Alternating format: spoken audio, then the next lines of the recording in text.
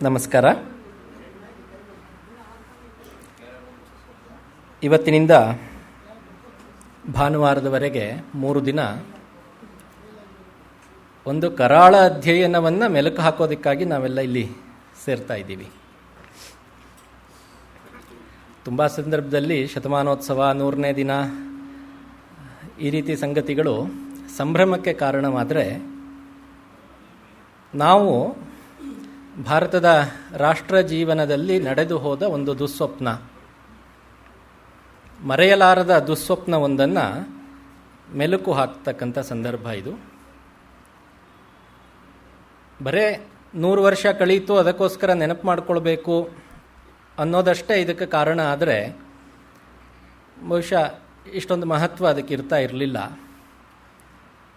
ಅಂಥದ್ದೊಂದು ದುಸ್ವಪ್ನ ಮತ್ತೆ ಮತ್ತೆ ಭಾರತಕ್ಕೆ ಸ್ವತಂತ್ರ ಸಿಕ್ತು ಅಂತ ಹೇಳಿಕೊಂಡ ಮೇಲೂ ಎದುರಾಗ್ತಾನೆ ಇದೆಯಲ್ಲ, ಆ ಕಾರಣಕ್ಕೋಸ್ಕರ ಅದನ್ನು ಹೆಚ್ಚು ಆಳವಾಗಿ ಅಧ್ಯಯನ ಮಾಡಬೇಕಾದ ಮತ್ತು ಅದಕ್ಕೆ ಕಾರಣವಾದ ಸಂಗತಿಗಳು ಇವತ್ತಿಗೂ ನಮ್ಮಲ್ಲಿ ನ್ಯೂನತೆಯಾಗಿ, ಕೊರತೆಯಾಗಿ ಉಳಿದುಕೊಂಡಿದ್ದನ್ನು ಪತ್ತೆ ಹಚ್ಚಬೇಕಾದ ಸಂದರ್ಭದಲ್ಲಿ ನಾವಿದ್ದೇವೆ.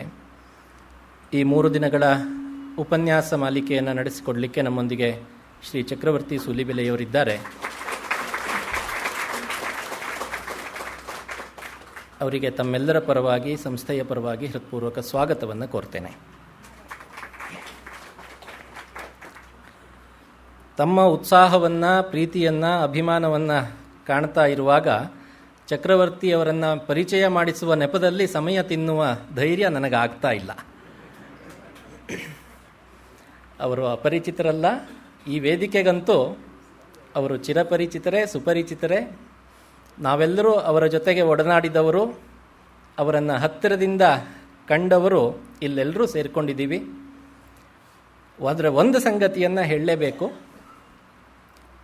ಇವತ್ತು ಈ 3 ದಿನಗಳ ಕಾಲ ಅವರೇನು ಸಮಯ ಕೊಟ್ಟಿದ್ದಾರೆ, ಅದು ಎಲ್ಲ ರೀತಿಯಲ್ಲೂ, ಅವರ ದೃಷ್ಟಿಯಲ್ಲೂ, ನಮ್ಮ ದೃಷ್ಟಿಯಲ್ಲೂ, ದೇಶದ ದೃಷ್ಟಿಯಲ್ಲೂ ಅತ್ಯಂತ ಅಮೂಲ್ಯವಾದಂತಹ ಸಮಯ ಅದು. ಅವರ ನಿರಂತರ ಓಡಾಟ ಅದು ಚಕ್ರಗತಿದು. ಹಾಗಾಗಿ ಅವರು ಚಕ್ರವರ್ತಿ. ಅದರ ಮಧ್ಯೆ ನಮಗೆ ಇಷ್ಟು ಸಮಯವನ್ನು ಕೊಟ್ಟಿದ್ದಾರೆ. ಅದಕ್ಕಾಗಿ ಅವರನ್ನು ಹೃತ್ಪೂರ್ವಕವಾಗಿ ಅಭಿನಂದಿಸ್ತಾ, ಕೃತಜ್ಞತೆಗಳನ್ನು ಸಲ್ಲಿಸ್ತಾ ಹೃತ್ಪೂರ್ವಕ ಸ್ವಾಗತವನ್ನು ಕೋರ್ತೇನೆ. ನಮ್ಮಲ್ಲಿವತ್ತು ಭಯೋತ್ಪಾದಕರ ಶಿಬಿರದ ಮೇಲೆ ನಡೆದ ದಾಳಿಯಲ್ಲಿ ಮಡಿದವರ ಸಂಖ್ಯೆ ಎಷ್ಟು ಅನ್ನೋದನ್ನು ಖಾತ್ರಿಪಡಿಸಿಕೊಳ್ಳೋದಿಕ್ಕೆ ಕಾದು ಕುಳಿತವರ ಸಾಲು ತುಂಬ ಉದ್ದವಾಗ್ತಾ ಇದೆ. ಆದರೆ 100 ವರ್ಷದ ಹಿಂದೆ ನಿಶ್ಶಸ್ತ್ರರು, ಯಾವುದೇ ರೀತಿಯ ಪ್ರತಿಭಟನೆಯ ಉದ್ದೇಶವೂ ಇಲ್ಲದೇ ಇರುವವರು, ಎದುರುಗಡೆ ಯಾರೋ ಬ್ರಿಟಿಷ್ ಅಧಿಕಾರಿ ಕಂಡ ಅಂತಂದರೆ ಅವನಿಗೆ ಕಲ್ಲೆಸೆಯೋದಿಕ್ಕೂ ಮನಸ್ಸಿನಲ್ಲಿ ಯೋಚನೆ ಇಲ್ಲದೆ ಇದ್ದಂತಹ ಹೆಣ್ಣು ಮಕ್ಕಳು, ಮಕ್ಕಳು, ಉದ್ಯಾನವನದಲ್ಲಿ ಕಾಲ ಕಳೆಯುವುದಕ್ಕಾಗಿ ಬಂದಿದ್ದಂತಹ ವಯೋವೃದ್ಧರು, ಇವರುಗಳ ಮೇಲೆ ನಡೆದ ಮಾರಣ ಹೋಮ ಇದೆಯಲ್ಲ, ಅದರಲ್ಲಿ ಸತ್ತವರ ಸಂಖ್ಯೆ ಎಷ್ಟು ಇವತ್ತಿಗೂ ನಮಗೆ ಅಧಿಕೃತ ಮಾಹಿತಿ ಇಲ್ಲ. ಬ್ರಿಟಿಷ್ ಸರ್ಕಾರ ಕೊಟ್ಟಿದ್ದು 379, ಖಾಸಗಿ ಮೂಲಗಳು ಅಂದರೆ ಅಲ್ಲಿ ಇದ್ದವರು ಅವರುಗಳು ಹೇಳೋದು ಸುಮಾರು 1200, ಗಾಯಾಳುಗಳನ್ನು ಮತ್ತು ಶವಗಳ ವಿಲೇವಾರಿಯಲ್ಲಿ ಭಾಗವಹಿಸಿದಂತಹ ಒಬ್ಬ ಸರ್ಜನ್ ಹೇಳೋದು 1800. ಹಾಗಾದರೆ ಸತ್ತವರು ಎಷ್ಟು ಜನ? ಯಾರೋ ಭಯೋತ್ಪಾದಕರ ಸತ್ತರೆ ಅವರ ಕುಲಗೋತ್ರಾದಿ ಎಲ್ಲವೂ ಬೇಕು, ಸಂಖ್ಯೆ ಬೇಕು ಅಂತ ಕೇಳ್ತಕ್ಕಂಥವರ ಆಡಳಿತದಲ್ಲಿ 70 ವರ್ಷ ಕಳೆದರೂ ನಮಗೆ ಈ ವಿಷಯದಲ್ಲಿ ಮಾತ್ರ ಅಧಿಕೃತ ಮಾಹಿತಿ ಸಿಗ್ತಾ ಇಲ್ಲ. ಈ ಕಾರಣಕ್ಕಾಗಿಯೂ ಈ 100ನೇ ವರ್ಷ ನಾವು ಅದನ್ನು ಮೆಲುಕು ಹಾಕ್ತಕ್ಕಂತಹ ಸಂದರ್ಭ ಮಹತ್ವದ್ದಾಗಿದೆ ಅನ್ನೋದನ್ನು ಹೇಳ್ತಾ ಈ 3 ದಿನಗಳ ಕಾಲದ ಉಪನ್ಯಾಸ ಕಾರ್ಯಕ್ರಮಕ್ಕೆ ತಮ್ಮೆಲ್ಲರನ್ನೂ ಮತ್ತೊಮ್ಮೆ ಹೃತ್ಪೂರ್ವಕವಾಗಿ ಸ್ವಾಗತಿಸ್ತಾ ಚಕ್ರವರ್ತಿಯವರು ಉಪನ್ಯಾಸವನ್ನು ಉಪಕ್ರಮಿಸಬೇಕಾಗಿ ಪ್ರಾರ್ಥಿಸ್ತೇನೆ.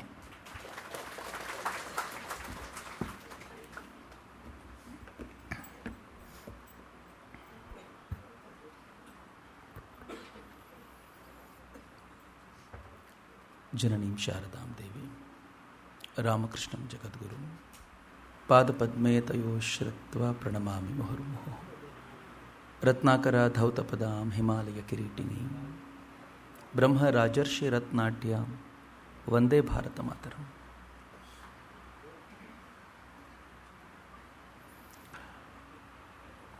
ಗೋಖಲೆ ಇನ್ಸ್ಟಿಟ್ಯೂಟ್ನ ಸದಾಕಾಲ ಈ ಕಾರ್ಯಕ್ರಮಕ್ಕೆ ಆಗಮಿಸುವಂಥ ಎಲ್ಲ ಹಿರಿಯರಿಗೆ ಬೌದ್ಧಿಕ ಸ್ತರದ ಉನ್ನತಿಯಲ್ಲಿ, ಆ ಉನ್ನತ ಲೋಕದಲ್ಲಿ ವಿಹರಿಸುವವರೆಲ್ಲರಿಗೂ ನಾನು ಹೃತ್ಪೂರ್ವಕವಾದ ಧನ್ಯವಾದಗಳನ್ನು ಸಮರ್ಪಿಸ್ತೇನೆ. ಪ್ರತಿ ಬಾರಿ ಇಲ್ಲಿ ಕಾರ್ಯಕ್ರಮದ ಆರಂಭದಲ್ಲೂ ಈ ಮಾತನ್ನು ಹೇಳ್ಕೊಳ್ಳೋದು ನನಗೂ ಕೂಡ ಬಹಳ ಹೆಮ್ಮೆ. ಗೋಖಲೆ ಇನ್ಸ್ಟಿಟ್ಯೂಟಲ್ಲಿ ಮಾತನಾಡುವಾಗ ಯಾವಾಗಲೂ ಒಂದು ಸಂತೋಷ, ಯಾಕೆಂದರೆ ತಿಳಿದವರು ಭಾಳ ಜನ ಅಲ್ಲಿ ಕೂತಿರ್ತಾರೆ ಅಂತ. ತುಂಬ ಜನ ಈ ವಿಚಾರಗಳನ್ನು ಅರ್ತಿರ್ತಾರೆ. ಕಳೆದ ಅನೇಕ ವರ್ಷಗಳಿಂದ, ಬಹುಶಃ ಕೆಲವು ದಶಕಗಳಿಂದ ಇಲ್ಲಿ ಪ್ರತಿನಿತ್ಯ ಬಂದು ಕುಳಿತು ಅತಿ ಶ್ರೇಷ್ಠರ ವಾಗ್ಮಿಗಳ, ಪಂಡಿತರ ವಿಚಾರಧಾರೆಗೆ ಕಿವಿಯಾದಂಥವರು, ಮನಸ್ಸು ಕೊಟ್ಟಂಥವರೆಲ್ಲರೂ ಇದ್ದೀರಾ. ಹೀಗಾಗಿ ನಾನು ಆದಷ್ಟು ನನ್ನ ವಿಚಾರಧಾರೆಯನ್ನು ಪ್ರಸ್ತುತಪಡಿಸುವಾಗ ಎಚ್ಚರಿಕೆಯಿಂದ ಇರಲಿಕ್ಕೆ ಪ್ರಯತ್ನ ಪಡ್ತೀನಿ. ದಯವಿಟ್ಟು ಸ್ವೀಕಾರ ಮಾಡಬೇಕು ಅಂತ ವಿನಂತಿಸ್ಕೊಳ್ತೀನಿ. ಒಂದು ಮಿತ್ರ ವಿಘ್ನೇಶ್ ಈಗ ತಾನೇ ಪ್ರಸ್ತುತಪಡಿಸಿದಂತೆ 100 ವರ್ಷಗಳ ಹಿಂದಿನ ಒಂದು ಘಟನೆಯನ್ನು ನಾವೀಗ ಮೆಲುಕು ಹಾಕ್ಕೊಳ್ಬೇಕು. ಇದು ಸಾಮಾನ್ಯವಾದ ಘಟನೆಯಲ್ಲ. ಈ ದೇಶದ ಆಲೋಚನಾ ಪಥವನ್ನು, ಆಲೋಚನಾ ಕ್ರಮವನ್ನು ಬದಲಾಯಿಸಿದ ಘಟನೆ. ಇದು ಸಾಮಾನ್ಯವಾದ ಘಟನೆಯಲ್ಲ. ಯಾರು ಇವತ್ತು ಮಾನವತೆಯ ಅಥವಾ ಮಾನವೀಯತೆಯ ಯಾವುದಾದ್ರೂ ಒಂದು ಶ್ರೇಷ್ಠ ಮುಖ ಇದ್ದರೆ ಅದು ತಾವೇ ಅಂತ ಹೇಳಿಕೊಂಡು ಡೋಲ್ ಬಡ್ಕೊಂಡು ತಿರುಗಾಡ್ತಾರೋ ಅವರ ಅಮಾನವೀಯ ಮುಖದ ಅನಾವರಣ ಮಾಡಬಲ್ಲಂಥ ಒಂದು ಘಟನೆ ಇದು. ಈ ಘಟನೆ ಯಾವುದು ಅಂತಂದರೆ, ಈ ದೇಶ ಅನುಭವಿಸಿದ ಸಂಕಟಗಳ, ನನ್ನ ಪೂರ್ವಜರು ಅನುಭವಿಸಿದ ಸಂಕಟಗಳ, ನೋವುಗಳ ಸರಮಾಲೆಯನ್ನು ವಿಸ್ತಾರಗೊಳಿಸಬಹುದಾದಂಥ, ನಮ್ಮ ಮುಂದೆ ಇಡಬಹುದಾಗಿರುವಂಥ ಘಟನೆ. ಇನ್ನೂ ಒಂದು ಹೆಜ್ಜೆ ಮುಂದೆ ಹೋಗ್ಬೋದಾದರೆ, ಈ ಘಟನೆಯ ಹಿನ್ನೆಲೆಯನ್ನು, ಈ ಘಟನೆಯ ಆನಂತರದ ಕ್ರಮಗಳನ್ನೆಲ್ಲ ಗಮನಿಸಿದರೆ, ಈ ಒಂದು ಘಟನೆ ನನ್ನ ದೇಶವನ್ನು ಒಟ್ಟಾರೆಯಾಗಿ ನಮಗೆ ಪರಿಚಯ ಮಾಡಿಕೊಡಬಲ್ಲಂಥ ಘಟನೆ. ಆ ಕಾರಣಕ್ಕೋಸ್ಕರ ಈ ಘಟನೆಯ ಪರಿಚಯ ಇದು ಬರೀ ಒಂದು ಘಟನೆಯದ್ದಷ್ಟೇ ಅಲ್ಲ, ಒಂದು ರಾಷ್ಟ್ರದ ಇತಿಹಾಸದ ಪುನರ್ದರ್ಶನ ಅಂತ ನಾನು ಭಾವಿಸ್ತೀನಿ. ಹೀಗಾಗಿ ಮುಂದಿನ 3 ದಿನಗಳಲ್ಲಿ ನಾನು ವಿಸ್ತಾರವಾಗಿ ಇದರ ಮೇಲೆ ಚರ್ಚೆ ಮಾಡಬೇಕು ಅಂತ ಅಂದ್ಕೊಳ್ತೀನಿ. ನಾನು ಮೊದಲ ದಿನ ಭೂಮಿಕೆಯನ್ನೇ ನಿರ್ಮಾಣ ಮಾಡಿಕೊಡಬೇಕು ಅಂತ. ಭಾರತದ ಕುರಿತಂತೆ ಮಾತನಾಡುವಾಗ ಅನೇಕ ಸಂಗತಿಗಳಿವೆ, ಅನೇಕ ವಿಚಾರಧಾರೆಗಳನ್ನು ನಾವು ಇತ್ತೀಚೆಗೆ ನಂಬಿಬಿಟ್ಟಿದ್ದೀವಿ ಅಥವಾ ಕಳೆದ ಅನೇಕ ದಶಕಗಳಿಂದ ಒಪ್ಪಿಕೊಂಡು ಬಂದ್ಬಿಟ್ಟಿದ್ದೀವಿ. ನಾನು ಚಿಕ್ಕನ್ನಲ್ಲಿ ಓದ್ತಾ ಇದ್ದೆ, ಭಾರತ ಬಡ ರಾಷ್ಟ್ರ, ದರಿದ್ರ ರಾಷ್ಟ್ರ, ಭಾರತಕ್ಕೆ ಗತಿ ಇರಲಿಲ್ಲ, ಭಾರತೀಯರು ಬಡವರಾಗಿದ್ದರು, ಭಾರತದ ಜನ ಹಾಗಿದ್ದರು, ತುಂಬ ಓದ್ಕೊಂಡು ಬಂದಿದ್ದೀನಿ ಈ ವಿಚಾರಧಾರೆಗಳನ್ನು. ಆದರೆ ಇದರ ಹಿನ್ನೆಲೆಯಲ್ಲಿ ಅಧ್ಯಯನ ಮಾಡುವಾಗ ಗೊತ್ತಾಗುತ್ತೆ, ಬ್ರಿಟಿಷರಿಗೆ ಯಾಕೆ ಜಲಿಯನ್ ವಾಲಾಬಾಗ್ನಂಥ ಒಂದು ಹತ್ಯಾಕಾಂಡ ನಡೆಸಬೇಕಾದ ಅನಿವಾರ್ಯತೆ ಉಂಟಾಯಿತು ಎನ್ನುವುದರ ಕುರಿತಂತೆ ನೀವು ಆಳಕ್ಕೆ ಹೋದಾಗ ಗೊತ್ತಾಗುತ್ತೆ, ಅವ್ರು ಹೇಳಿದ್ದೆಲ್ಲ ಸುಳ್ಳು ಅಂತ.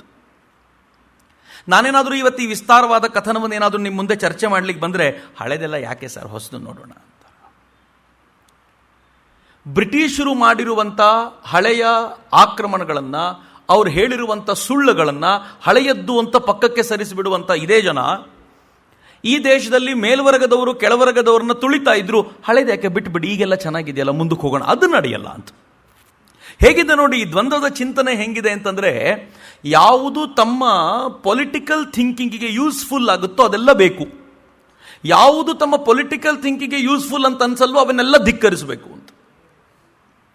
60 ವರ್ಷಗಳಿಂದ ಈ ದೇಶದಲ್ಲಿ ಏನು ಮಾಡಿದ್ದೀರಿ ಅಂತ ಪ್ರಶ್ನೆ ಕೇಳಿದ್ರೆ, 60 ವರ್ಷಗಳದೆಲ್ಲ ಬಿಡ್ರಿ, ಅದೆಲ್ಲ ಯಾಕ್ರಿ ಅಂದರೆ 60 ವರ್ಷಗಳು ಮಾಡಿದ ಎಲ್ಲವನ್ನೂ ಮುಚ್ಚಾಕೊಂಡು ಹೊಸ ಅಧ್ಯಾಯ ಶುರು ಮಾಡಬೇಕು. ಅಫ್ಕೋರ್ಸ್ ಬದುಕು ಯಾವತ್ತೂ ಹೊಸದಾಗೆ ಶುರುವಾಗಬೇಕು, ಆದರೆ ಹಳೆಯದನ್ನು ಮರೆತು ಹೊಸದನ್ನು ಶುರು ಮಾಡೋದಲ್ಲ, ಹಳೆಯದನ್ನು ನೆನ್ಪಿಟ್ಕೊಳ್ಬೇಕು. ಇನ್ನು ಮುಂದೆ ಈ ತಪ್ಪಾಗದೇ ಇರೋ ಥರದ ಹೊಸ ಅಧ್ಯಾಯವನ್ನು ರಚನೆ ಮಾಡಲಿಕ್ಕೆ ಆ ಹಳೆಯ ತಪ್ಪುಗಳು ನಮಗೆ ಮಾರ್ಗದರ್ಶಿಯಾಗಿ ನಿಲ್ಲಬೇಕು. ಇಲ್ಲದೆ ಹೋದರೆ ಮತ್ತೆ ಅದೇ ತಪ್ಪುಗಳು ರಿಪೀಟ್ ಆಗ್ತವೆ. ನಾನು ಭಾಳ ಬಾರಿ ಅನೇಕರು ಕೇಳೋರು, ನನಗೆ ಮನೆಯಲ್ಲಿ ಅಜ್ಜ ಅಜ್ಜಿ ಇರಬೇಕು ಯಾಕೆ ಹೇಳಿ ಚಕ್ರವರ್ತಿಯವರೇ ಅಂತ.